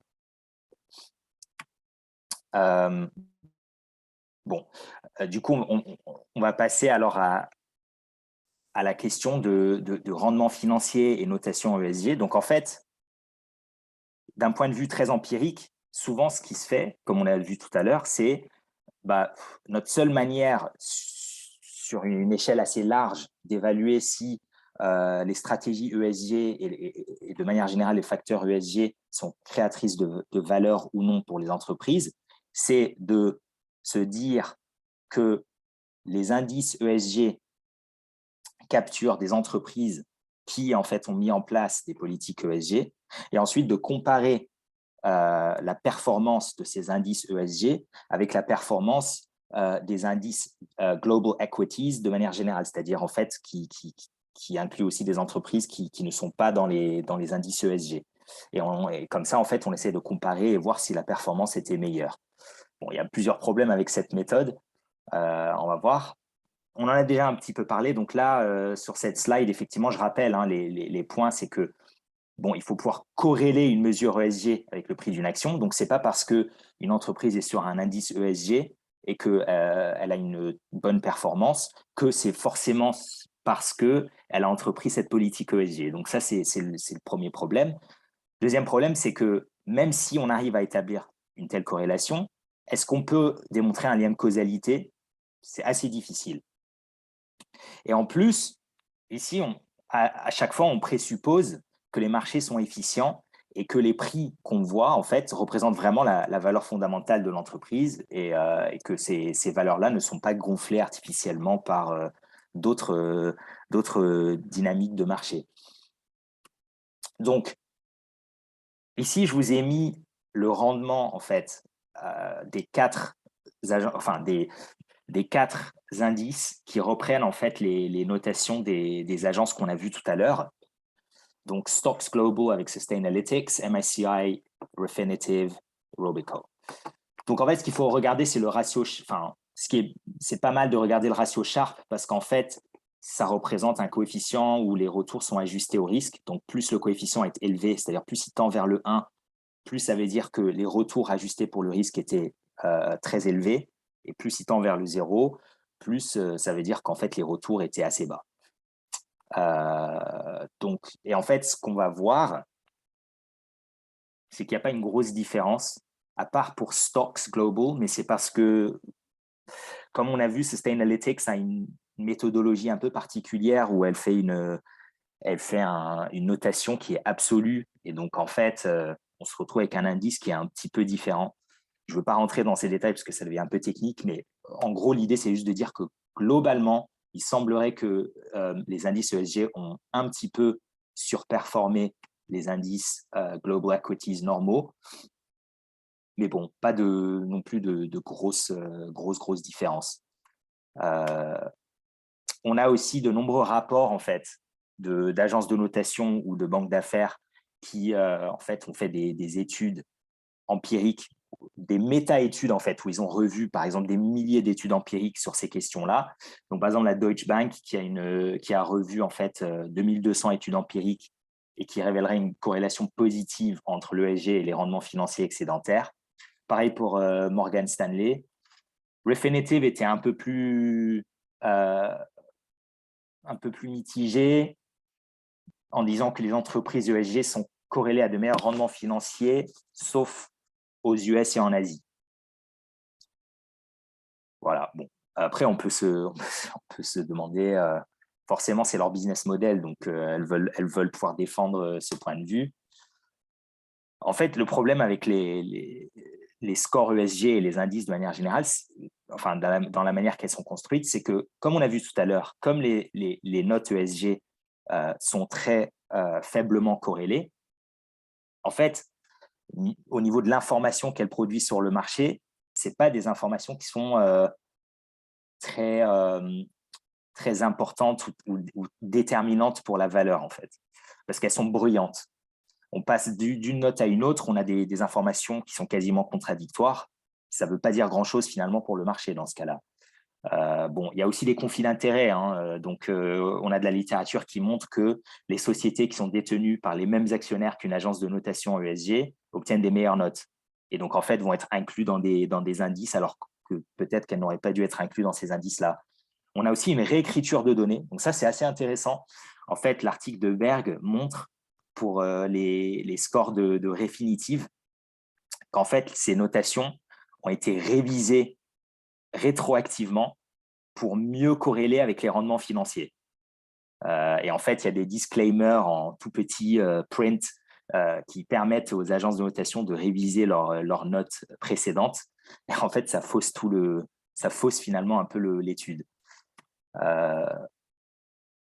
Donc voilà. Et puis en fait, on a aussi Bloomberg qui a sorti un article assez intéressant qui s'appelle Gaming ESG Ratings et en fait qui a élaboré 25, en fait qui a revu les notations de MSCI, qui est aussi son concurrent par ailleurs, mais parce que Bloomberg donne aussi des notations de ESG. Et en fait, qui a noté 25 points d'action. Et si ces entreprises les mettent en œuvre, elles obtiendraient en fait un changement de note vers la hausse. Et donc là, j'en ai mis quelques-uns. Conduire des sondages de satisfaction des employés, adopter une politique d'éthique commerciale, créer un comité ESG, etc. Tout ça, en fait, si les entreprises les mettent en œuvre alors qu'elles n'étaient pas établies avant, elles obtiendraient en fait une meilleure note, une upgrade en fait de la note par MSCI, ce qui pourrait les inclure ensuite sur un indice. Et en fait, donc le problème ici, c'est que on a une liste, on a des éléments qui sont très orientés politique ou process et pas vraiment orientés résultats. C'est un petit peu une des critiques qu'on voit, c'est que les notes vont vraiment favoriser les changements de politique, mais ne vont pas du tout regarder en fait si ces changements de politique ont abouti à un résultat concret ou pas. Et alors ensuite, on a une étude aussi, toujours avec Gibson, très intéressant, qui montre que comme les scores ESG finalement ne donnent pas beaucoup d'informations, sont un peu brouillés, il y a des possibilités de rendement financier qui sont créées. Alors notamment, les entreprises qui font l'objet de plus grands désaccords entre les différentes agences de notation génèrent souvent un rendement plus important. Pourquoi? Alors, selon l'auteur, en fait, c'est que ces désaccords traduisent une incertitude. chez les investisseurs, parce qu'en fait, ils finalement ne sont pas sûrs si ces entreprises-là valent vraiment, mettre vraiment en œuvre ces politiques et si c'est vraiment crédible. Et donc, en fait, les investisseurs vont appliquer un taux d'actualisation ou une prime de risque qui sera plus élevé. Et donc, ce que ça fait, c'est que le cash flow qui arrive à la fin sera plus élevé. Mais avec la prime de risque, en fait, le expected return était quand même plus bas. Et donc, en fait, on se retrouve avec la valeur d'une action qui est assez basse selon ces investisseurs. Mais si vous aviez investi, vous auriez eu en fait des cash flows qui étaient plus élevés. Donc, en fait, c'est ça le rendement excessif.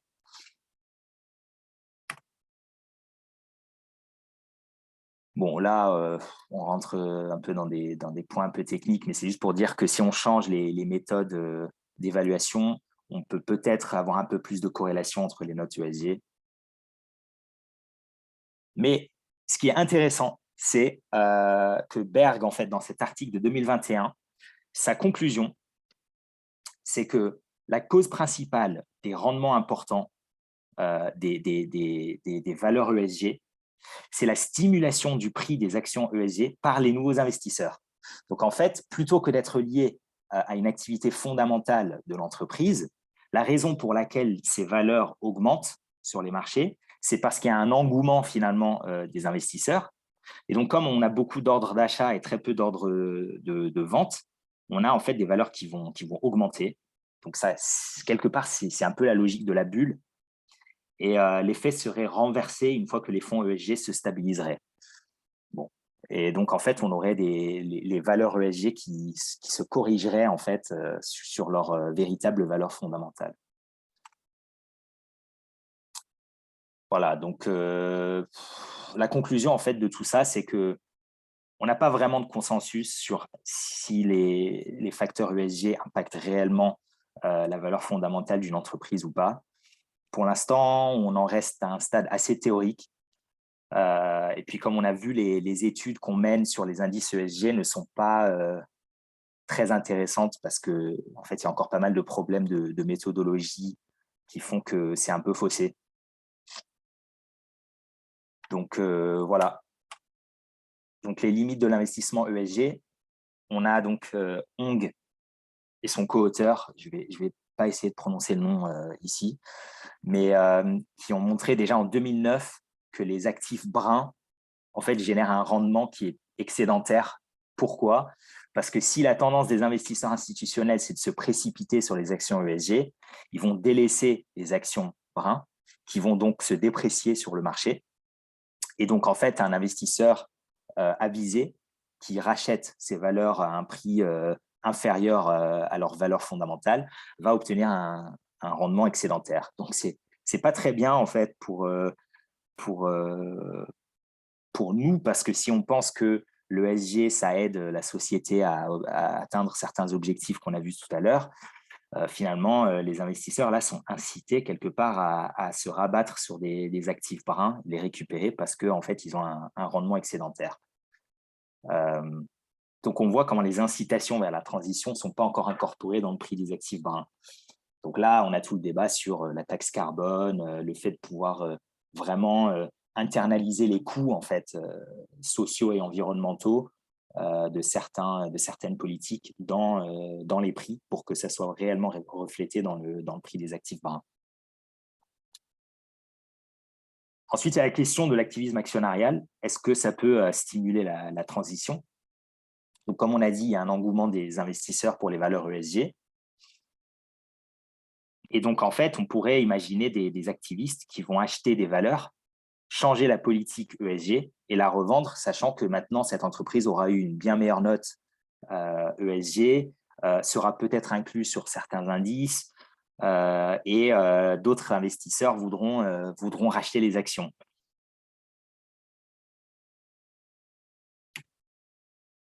Et donc, en fait, on revend l'action avec une prime, mais qui n'est pas forcément liée à la valeur fondamentale de l'entreprise. C'est juste lié à l'appétence des investisseurs aujourd'hui. Puis l'autre limite de l'activisme, c'est que, et on l'a vu là avec, par exemple, donc là, je donne l'exemple de BP Alaska Oil, c'est que si on a un activiste qui entre au capital d'une société qui est vue comme pas très propre, elle va pousser certaines politiques. Donc, par exemple, typiquement, dans le cas de BP et Alaska Oil, BP a été poussé en fait à se débarrasser de ses actifs polluants dans Alaska Oil. Et donc, en fait, il y a une vente de l'actif à un investisseur privé qui n'est pas coté. Et cet actif, en fait, sort du giron des marchés publics. Et donc, en fait, on ne sait plus comment cet actif est géré. Et typiquement, dans ce cas-là, l'investisseur privé les aurait exploités en polluant beaucoup plus que BP. Parce qu'en fait, BP subissait quand même un contrôle des actionnaires et du public, alors que cet investisseur privé ne subit pas du tout ces mêmes pressions.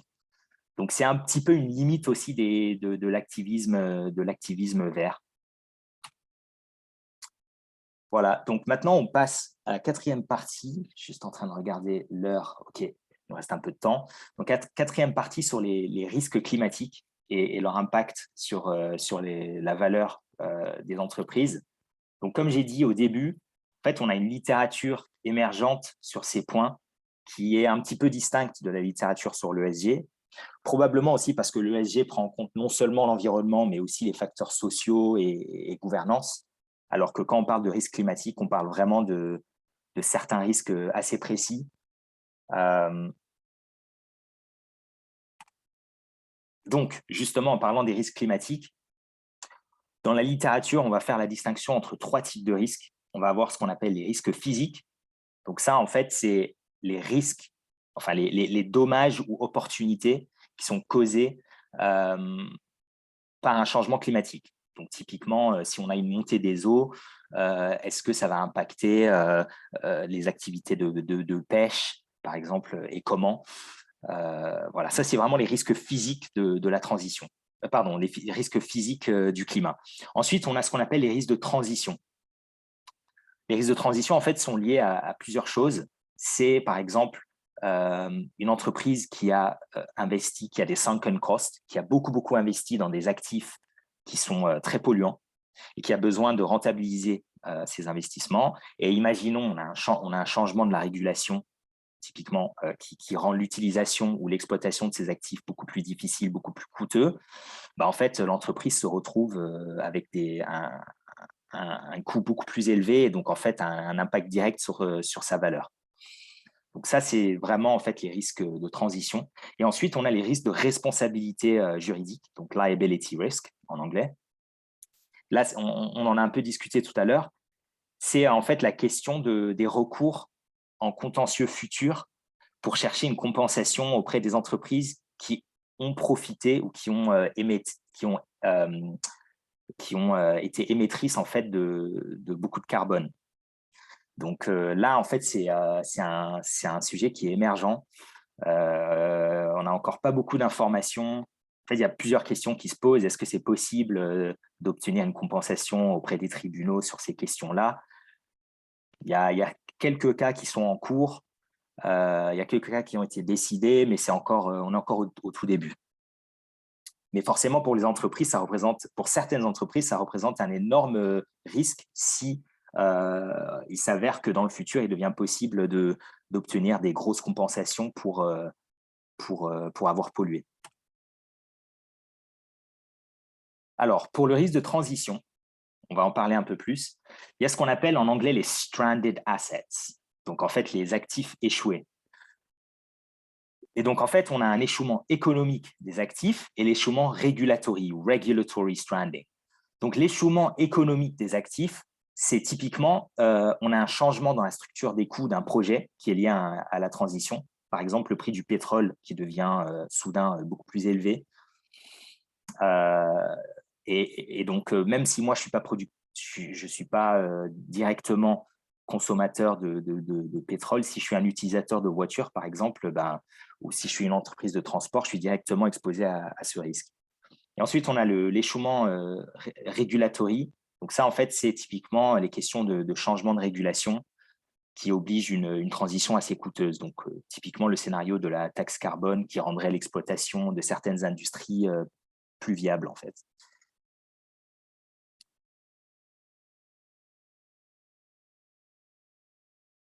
Et alors, justement, la littérature explique qu'on a un manque d'informations sur beaucoup d'éléments climatiques dans les documents, dans les déclarations des entreprises. Et cela mènerait en fait à une surévaluation des actifs sur les marchés. Parce qu'en fait, les marchés ne prendraient pas en compte ces risques climatiques suffisamment. Donc, si on donne par exemple l'exemple de risque physique, c'est assez intéressant. Il y a une étude qui avait été publiée en 2018. Et en fait, c'était accidentel à la base. C'était une autre recherche et ils se sont rendus compte de ce truc-là. C'est qu'en fait, des milliers de kilomètres de câbles en fibre optique seraient immergés au cours des 15 prochaines années. Et ça impacterait notamment des grosses entreprises comme AT&T et CenturyLink, qui sont des entreprises aux États-Unis, et qui seraient en fait les plus impactées par la montée des eaux. Et en fait, l'auteur remarque qu'il n'y a aucune mention de ces risques dans le 10K, qui est le document universel aux États-Unis. Donc, ça veut dire qu'après, les investisseurs, eux, vont aussi être incapables d'incorporer ce risque dans leur valorisation, sauf s'ils ont fait eux-mêmes en fait, l'exercice d'aller voir ça, mais c'est trop coûteux pour eux. Donc, en général, ce n'est pas les investisseurs qui vont faire ce genre de recherche. Donc ça, c'était juste un exemple, mais ça montre en fait typiquement le type de risque qui ne serait pas pris en compte par les marchés. Donc, si on fait un petit zoom sur les actifs échoués, cette fois-ci, donc, comme on sait, l'accord de Paris, au mieux, on aimerait bien limiter le réchauffement à 1,5 degrés par rapport au niveau pré-industriel, au pire 2 degrés. Ça supposerait quand même d'abandonner quasiment complètement les actifs fossiles. Et donc, en cas de régulation qui imposerait l'abandon de ces actifs, on aurait en fait une dévalorisation massive des actifs fossiles. Et donc, en fait, la question devient, est-ce que c'est un risque qui pourrait devenir une réalité? Comment, finalement, incorporer ce risque dans le prix des actifs? Typiquement, comme on a dit tout à l'heure, on a des plans d'investissement qui devraient juste ne plus du tout être profitables. Typiquement, tout ce qui est exploration, etc., pour le pétrole, les mines, certains projets, en fait, si on devait prendre en compte les objectifs à 2 degrés, on ne pourrait juste plus les mener. Et donc, il y a une étude, je ne sais pas si vous avez vu, mais il y a une étude donc, qui a été publiée par l'Institut Rousseau en 2021 sur justement cette question d'actifs échoués et notamment le risque bancaire. C'est assez intéressant. Donc, les 11 premières banques de la zone euro détiennent 532 milliards d'euros d'actifs fossiles, selon cette étude. Donc, c'est à peu près l'équivalent du PIB de la Belgique. Et alors, la part des fonds propres des banques absorbés par des pertes d'actifs liées aux actifs fossiles, c'est 95% en moyenne. Donc, c'est une moyenne, en fait. Ça dépend des… Qu'est-ce que ça veut dire? Ça veut dire que si on devait abandonner les énergies fossiles, les banques, en fait, seraient en faillite parce qu'elles ne pourraient pas couvrir la perte qu'elles subiraient sur la valeur des actifs fossiles qu'elles détiennent. Donc, par exemple, pour le Crédit Agricole, qui a une exposition à 131%, il suffit que les actifs fossiles perdent entre 60 et 70% de leur valeur pour qu'elles soient en faillite. Et Crédit Agricole, c'est quand même une banque qui est assez importante en Europe, qui pourrait avoir des impacts systémiques sur le système financier. Donc, c'est une problématique qui est assez importante. Et donc, voilà, on est un petit peu entre le marteau et l'enclume parce que d'un côté, si on déphase l'énergie fossile dans les prochaines années, peut-être qu'on atteint les objectifs de l'accord de Paris, mais on s'expose aussi à des gros problèmes systémiques sur les marchés financiers parce que les actifs fossiles sont encore très importants dans les portfolios et donc, en fait, ça créerait une faillite énorme de beaucoup d'institutions financières. Mais d'un autre côté, si on ne déphase pas les énergies fossiles assez rapidement, on pourrait se retrouver dans des scénarios catastrophes de réchauffement. Et là, en fait, on ferait face à une multitude de risques physiques qui se matérialiseraient, comme on a vu tout à l'heure avec l'immersion des câbles, etc., et qui mènerait à plein d'autres problèmes, en fait. Donc, dans les deux cas, en fait, on a un problème et donc il faut pouvoir réfléchir à comment s'en sortir tout en assurant la stabilité du système financier. Voilà, donc bon, il y a quelques propositions ici qui ont été faites sur la gestion des actifs échoués, notamment au niveau des institutions financières. Bon, rachat des stranded assets, donc des actifs échoués aux frais du contribuable par la Banque de France. Bon. Rachat par la BCE par extension de la politique du quantitative easing. On pourrait aussi imaginer un rachat par une institution publique à crédit avec un partage des dividendes futurs des actionnaires pour étaler le coût dans le temps. Bon, voilà, il y a plusieurs solutions qui ont été avancées. Comme j'en avais un peu discuté aussi avec Sophie, et effectivement, une des grosses problématiques ici, c'est que dans chacun des cas ici des solutions, il faut quand même réfléchir à comment gouverner tout ça. Comment créer un système de checks and balances pour s'assurer qu'on n'a pas un abus ou une gabegie des finances publiques et qu'on ne s'appauvrit pas inutilement, en fait. Bon. Ensuite, on a aussi une partie de la littérature donc, qui continue sur cette question de risque climatique et asset mispricing, donc le fait que les actifs ne reflètent pas réellement les risques climatiques. Et en fait, donc, Condon, enfin, son article n'a pas encore été publié, il est en cours de publication. Et en fait, elle a identifié 6 éléments qui sont un vecteur en fait de ce mispricing. Donc, premièrement, en fait, on a une manque de données granulaires. Donc là, en fait, c'est le cas de AT&T. C'est le fait que dans les documents universels, le 10K, etc., on n'a pas encore suffisamment d'informations qui pourraient être pertinentes pour vraiment étudier l'impact des risques physiques du climat sur les entreprises. Donc, des informations typiquement comme la location géographique des actifs, l'origine et le cheminement des chaînes d'approvisionnement, etc., etc. Donc, tout ça, en fait, c'est des points qui sont notamment en train d'être étudiés par TCFD qu'on a vu tout à l'heure. L'idée étant d'encourager les entreprises maintenant à vraiment divulguer en fait des stress tests climatiques, notamment sur les risques physiques. Ça permettrait aux investisseurs de peut-être calibrer leur modèle financier en fonction. Bon, ensuite, on a aussi toutes les questions d'incitation. Donc, est-ce que le management est aujourd'hui vraiment incité à dévoiler ce genre d'informations, sachant que, par exemple, les bonus sont encore souvent impactés par la chute des prix des actions. Donc, est-ce que j'ai envie, en tant que manager, de dévoiler une information qui est un petit peu cachée, qui n'est pas tout à fait capturée par le scope des obligations en matière de divulgation et en même temps qui pourrait causer correction du prix des actions. Bon.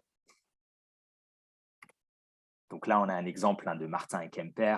Par exemple, les décisions de management dans le oil and gas de prospecter de nouvelles réserves de pétrole alors qu'il y aurait 53 ans de pétrole dans la terre. On continue à le faire parce que ça fait monter le cours des actions sur le court terme. Voilà, alors ensuite, les limites des méthodes de valorisation. Donc, on en parlait un peu tout à l'heure.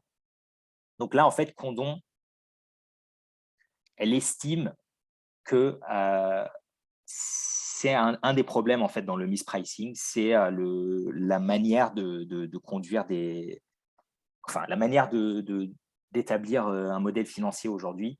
Donc,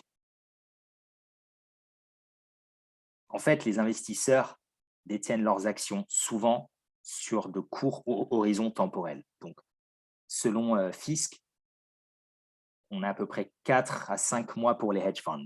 Donc, ce que ça veut dire, en fait, c'est que ces investisseurs-là ne vont pas vraiment s'intéresser au risque long terme des entreprises, mais vont plutôt regarder la valeur de l'entreprise sur le court terme. Bon, on peut quand même se demander si c'est une critique qui est vraiment pertinente dans le sens où si les marchés sont efficients, le court terme devrait intégrer les risques long terme. C'est normalement le principe. Donc, on a en fait un rapport de Degree Investing qui montre que 80% de la valeur actualisée d'un portfolio se base sur des cash flows qui sont attendus au-delà de l'horizon de 5 ans et qu'en fait, les analystes financiers se limitent à des analyses de risque et de recommandations faites sur des périodes de 3 à 5 années. Donc, si on a un risque en fait, qui est sur une période de 10 ans, il ne serait pas forcément pris en compte dans le modèle. Voilà, donc c'est un peu le point principal de cette slide. Excusez-moi, est-ce que vous pouvez redonner juste le nom de la référence à laquelle vous faisiez allusion sur le fait que la valeur des entreprises, les cours d'entreprise étaient calculés sur, vous avez dit 20 ans, c'est ça? Vous avez donné le nom d'un Oui. chercheur. Alors, il y a Fisk qui parle des horizons. C'est ça que vous voulez? Oui, ben, je pense, oui, je ne sais pas, juste Ouais. la mention que vous avez faite il y a 30 secondes. Alors, on a parlé de deux choses. On a parlé en fait, le temps de détention des actions. Donc, Oui, ça d'accord. Non, mais ça d'accord, ok. Donc ça, c'est bon. Et ensuite, il y a le point sur le fait que 80% de la valeur actualisée se base sur des cash flows attendus au-delà de l'horizon de 5 ans.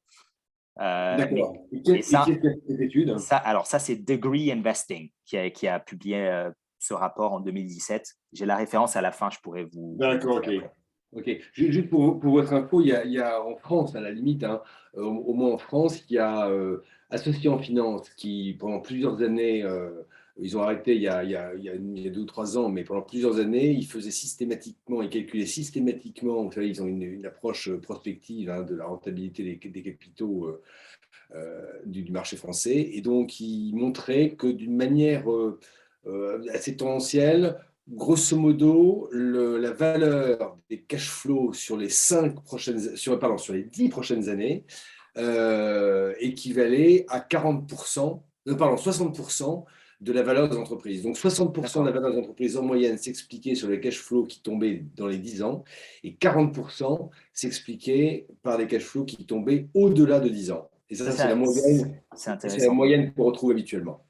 D'accord, d'accord. Vous avez je serais intéressé si vous pouvez m'envoyer Oui, je pourrais vous envoyer, je vous enverrai la dernière. J'ai publié ça quasiment enfin, tous les 3 mois parce qu'il y avait une présentation qu'il faisait régulièrement aux investisseurs là-dessus. Et moi, j'ai un certain nombre de présentations. Je peux vous passer la dernière présentation que j'avais. Super, très bien. Merci beaucoup. Ensuite, l'autre vecteur pour Condon, c'est en fait le biais et la désinformation. Donc, en fait, c'est l'idée que les asset managers ne sont pas vraiment au courant de la réalité des choses, entre guillemets, niveau climatique. Selon une étude de Kruger, 60% des investisseurs estiment que le réchauffement sera en dessous de 2 degrés à la fin de 2100. Les études, enfin en tout cas les modèles scientifiques ne sont pas d'accord avec ça, mais bon. Voilà, donc en fait, c'est juste pour dire que les croyances ne sont pas juste en opposition à ce que dit la science, mais ils ne sont aussi pas alignés avec leur propre portfolio d'investissement, qui remplissent souvent pas les critères ESG qui sont alignés sur l'accord de Paris. Donc en fait, il y a un double problème ici de perception. Bon, il y a aussi toute la question de la capture du régulateur. On est tous un peu au courant de ces logiques, mais grosso modo, en fait, c'est toute la question du lobbying de grosses entreprises qui bénéficient d'activités brunes, entre guillemets. Donc, il y a notamment le rapport qui dénonçait la stratégie de lobbying de Total. Bon, ça fait couler pas mal d'encre. Total a répondu, hein, donc vous pourrez aller voir ces éléments-là. Mais c'est juste pour dire que il y a peut-être aussi des éléments de lobbying qui font que la politique publique est assez lente pour réguler le secteur sur ces points-là. Voilà, donc en fait, on va finir sur un point régulation du risque climatique. Donc en fait, ça c'est un article un peu plus théorique qui a été sorti notamment, qui a été coécrit par mon superviseur de thèse et qui explique la notion de point de basculement, donc ce qu'ils appellent des tipping points. Et en fait, l'idée, c'est qu'une action peut mener à des dynamiques non linéaires. Donc, pour vous donner un exemple, le défaut sur un prêt peut précipiter une crise financière et l'opinion publique peut changer rapidement et donc, en fait, faire chuter une entreprise pour sa réputation. Et en fait, tout ça, ça obéit en fait à des logiques mathématiquement non linéaires. Donc, ça veut dire qu'en fait, c'est très difficile à prédire. Et en fait, selon les auteurs, il suffirait d'une modeste intervention publique à un moment opportun pour générer un impact énorme et accélérer la transition. Et donc, en fait, il faut pouvoir identifier, justement, c'est toute la problématique de la régulation, de pouvoir identifier des points d'intervention sensibles, c'est comme ça qu'ils les appellent. Donc, typiquement, pour vous donner un exemple, la simple menace crédible d'une régulation sur certains actifs fossiles pourrait précipiter un véritable basculement en fait, au niveau des investissements et donc en fait de la valorisation des actifs à la baisse, ce qui pourrait aussi précipiter une crise financière si c'est mal géré. D'où l'importance de réfléchir en amont à la construction de la régulation.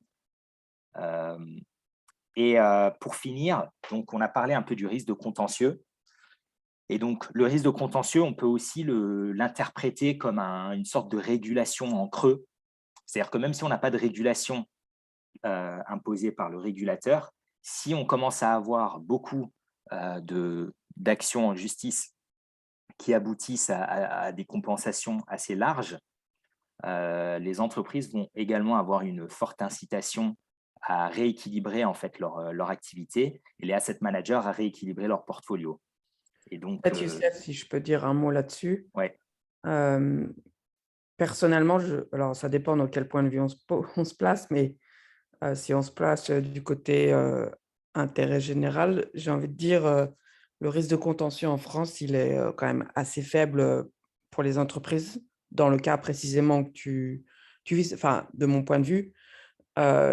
Une des raisons étant, et mon propos va être pas très politique, c'est que je doute que les tribunaux de commerce soient hyper ouverts à ce type d'approche.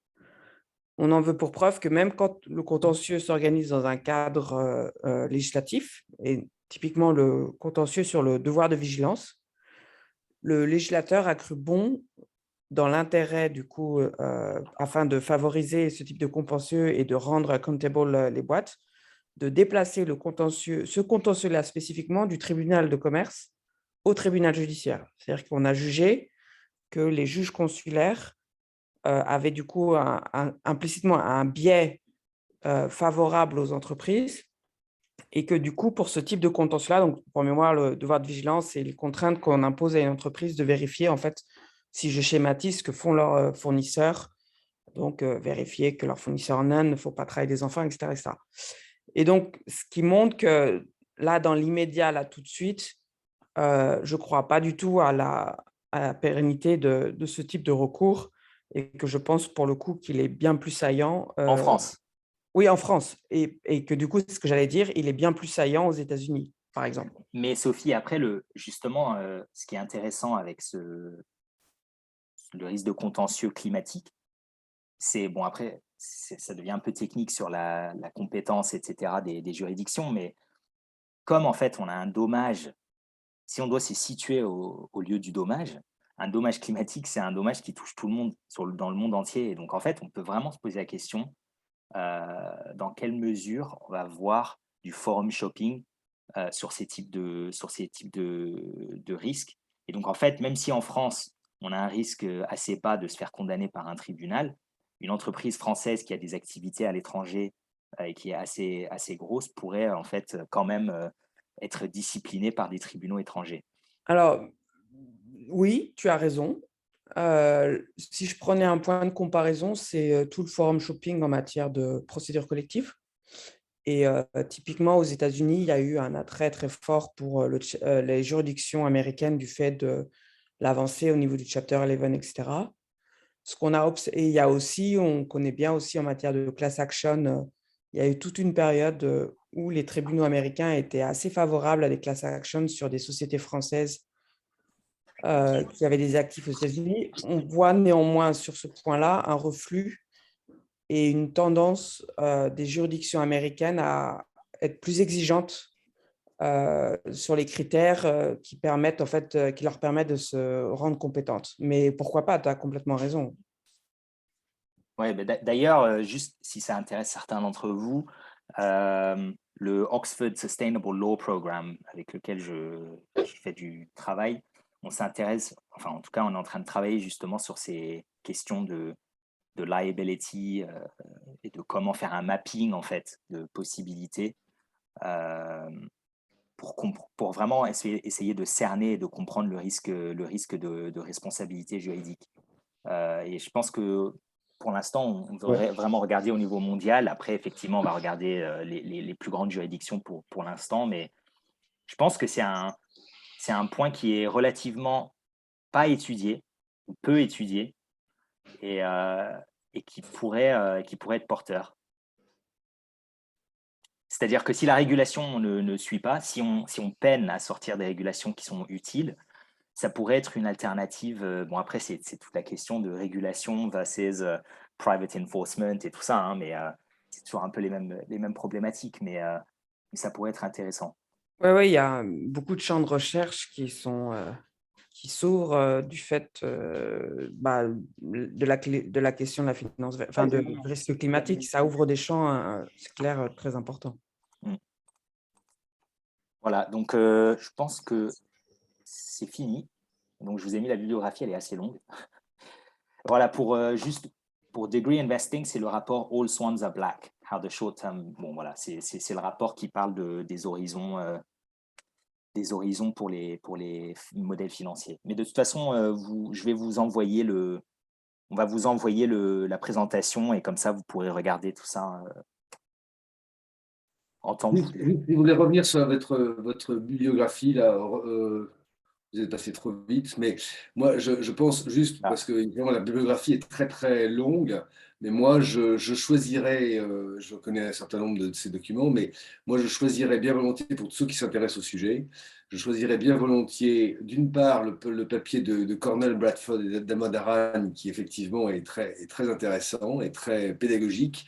Et le deuxième aspect, avec un prisme peut-être vraiment bien différent, ça serait le bouquin d'Edmans, qui est absolument remarquable. Effectivement. Et qui prend un peu le contre-pied Exactement. de Damodaran. Comme ça, on a les deux visions. C'est ça. Voilà. Est-ce que vous avez des questions? On a encore à peu près 10 minutes, si vous voulez. Bonjour. D'abord, merci beaucoup pour cette conférence, c'était très intéressant. Je regarderai le début, malheureusement, je n'ai pas pu assister au début. Moi, je suis un étudiant de finnois.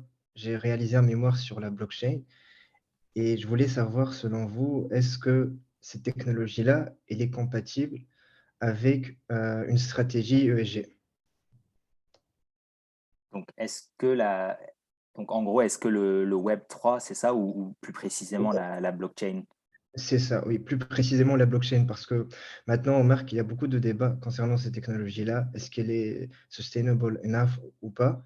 Et je voulais avoir votre avis d'une façon générale sur cette question. Oui, alors, bon, sans rentrer trop dans la technique de blockchain, la critique qu'on a pour le Bitcoin avec le Proof of Work, effectivement, c'est que c'est très, très consommateur d'énergie. D'ailleurs, j'ai cru voir qu'il y avait pas mal de gouvernements qui voulaient tout simplement l'interdire. Bon, après, est-ce que c'est pour des raisons climatiques ou autres? Je ne sais pas. Après, on peut très bien avoir des logiques de blockchain qui sont moins consommatrices d'énergie. Et le projet en fait de la décentralisation de la blockchain, elle est assez intéressante d'un point de vue social aussi.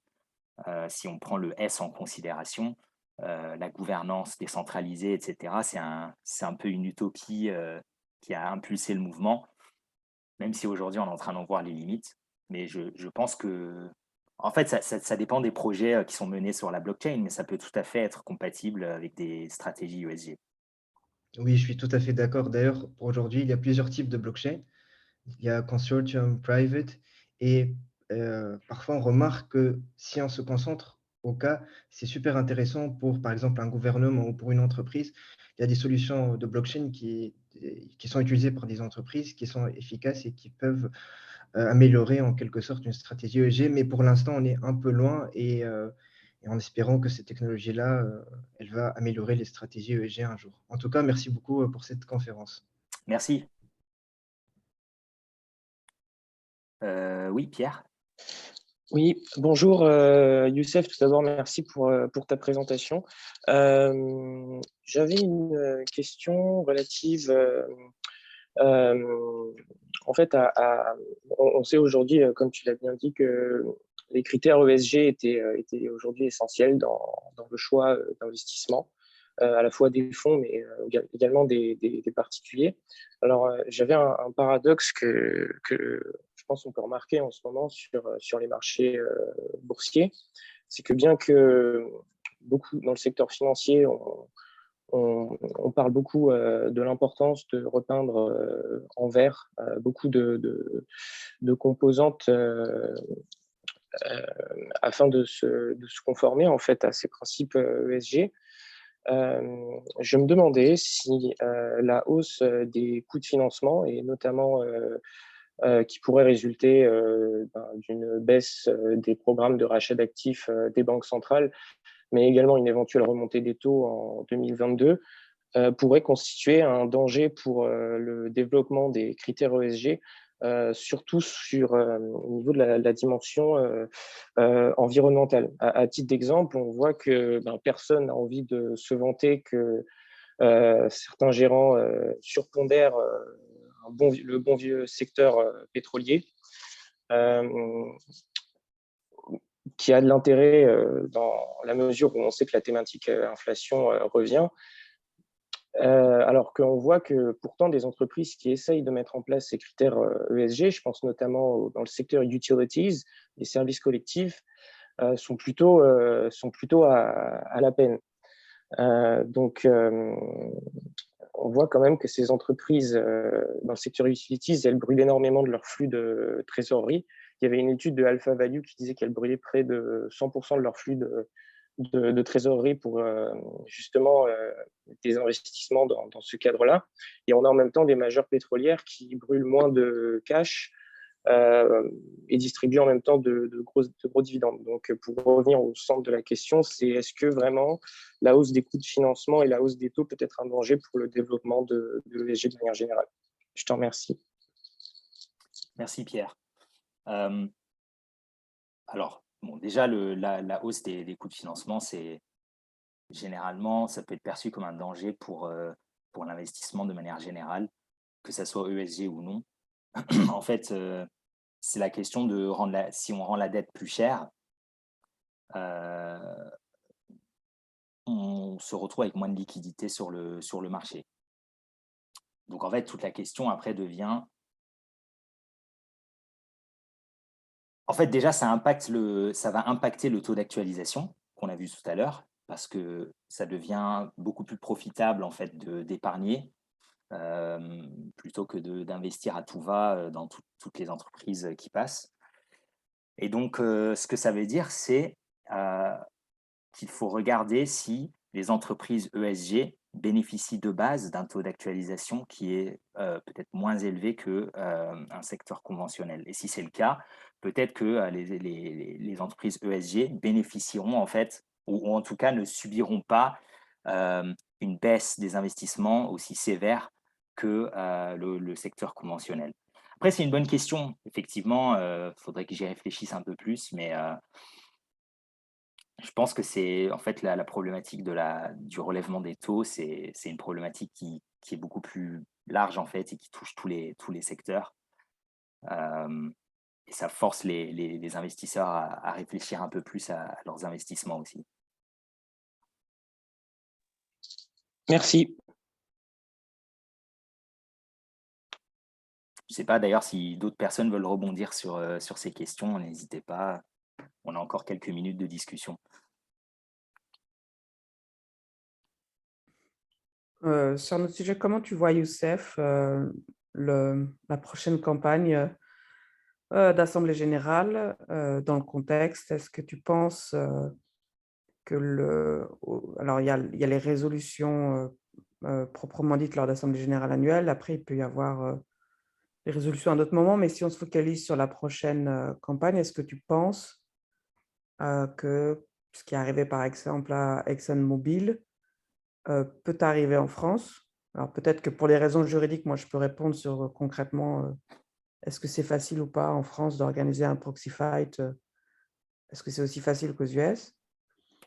Mais au-delà de ça, est-ce que tu penses que il y a le même degré de maturité des investisseurs en France, enfin d'appétence pour ce type de résolution au niveau des investisseurs institutionnels? Est-ce que tu penses que par rapport aux États-Unis, ils sont au même niveau? Et après, j'ai une troisième question. Je ne sais pas si tu pourras répondre, mais je me demandais pour ce qui est de la campagne ExxonMobil, j'avais vu passer les chiffres en termes de montant de financement de la campagne, parce qu'en fait, j'ai un trou, je ne me souviens plus en fait du nom en fait, de celui qui a déposé la résolution, mais en gros, il détenait 3 fois rien de ExxonMobil. Mais par contre, j'avais vu passer les chiffres des frais dépensés qu'il avait dépensés dans le cadre de sa campagne, qui était en plusieurs dizaines de millions de dollars.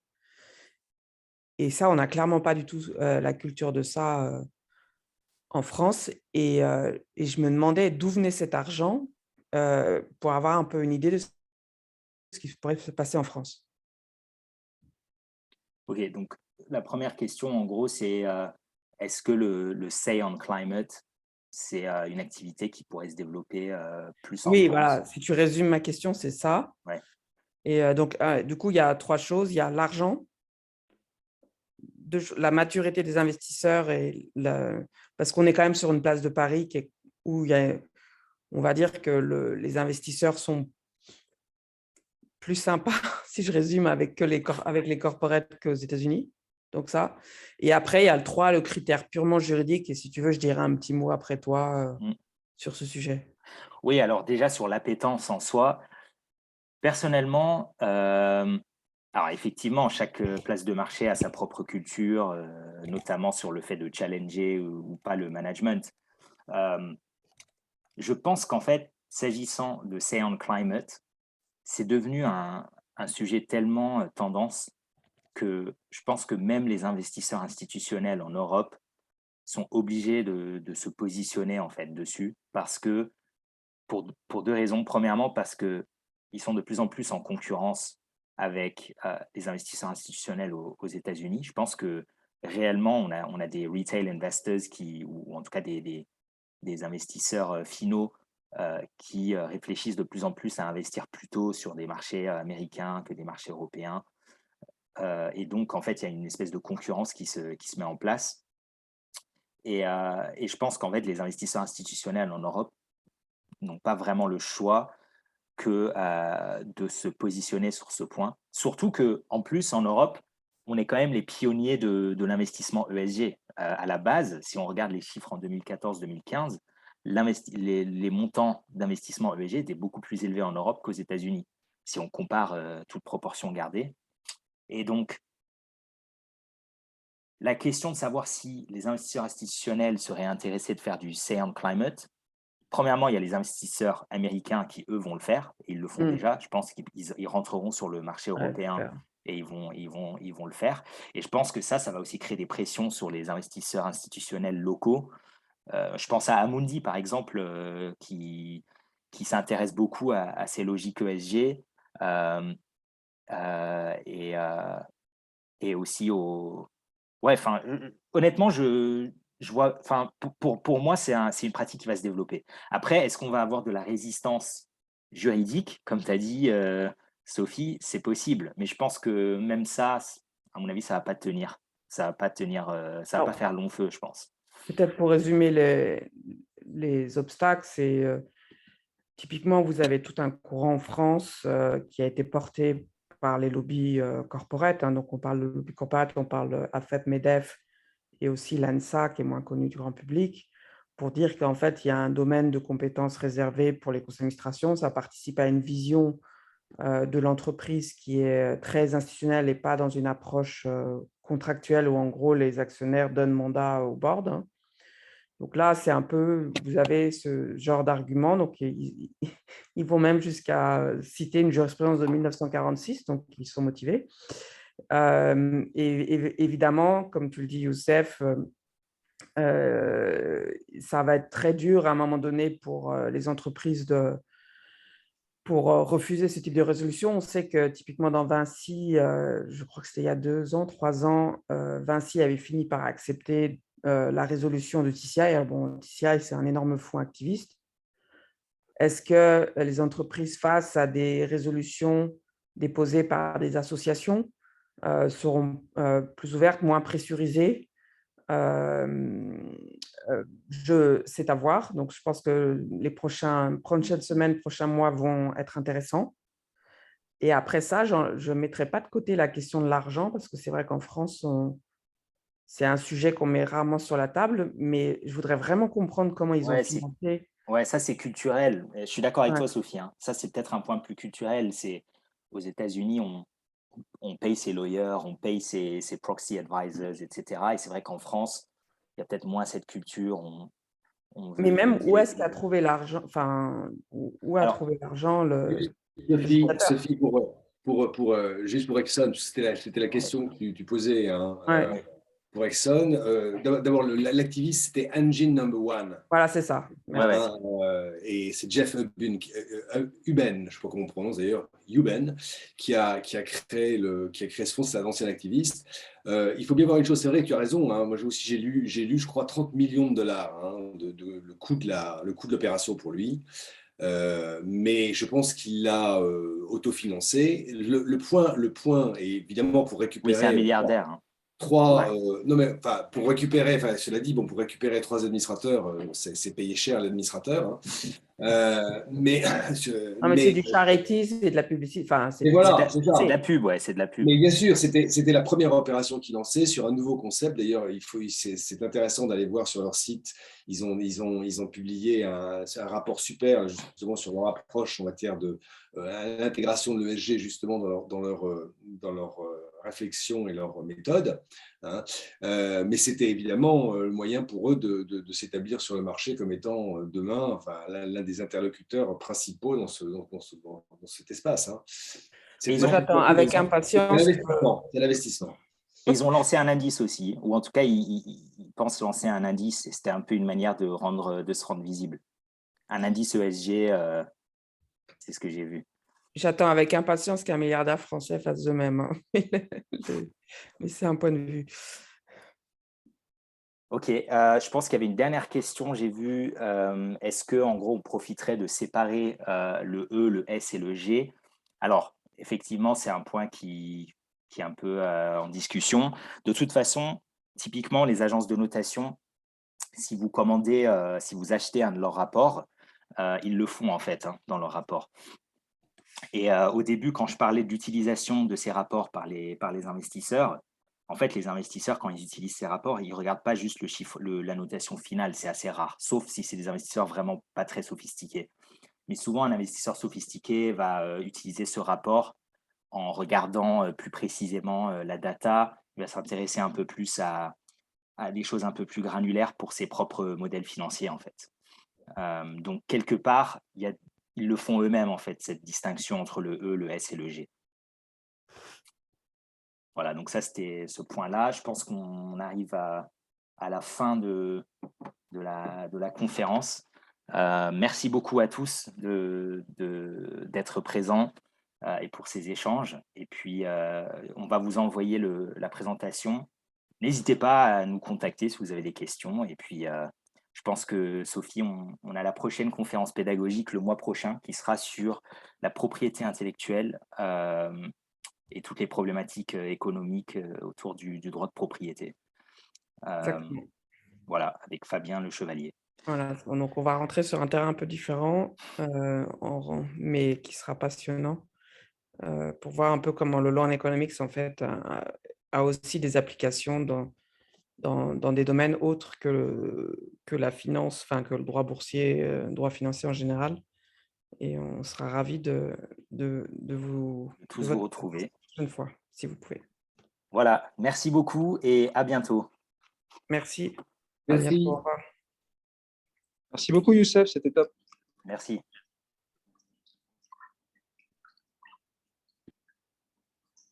Ouais, j'ai participé.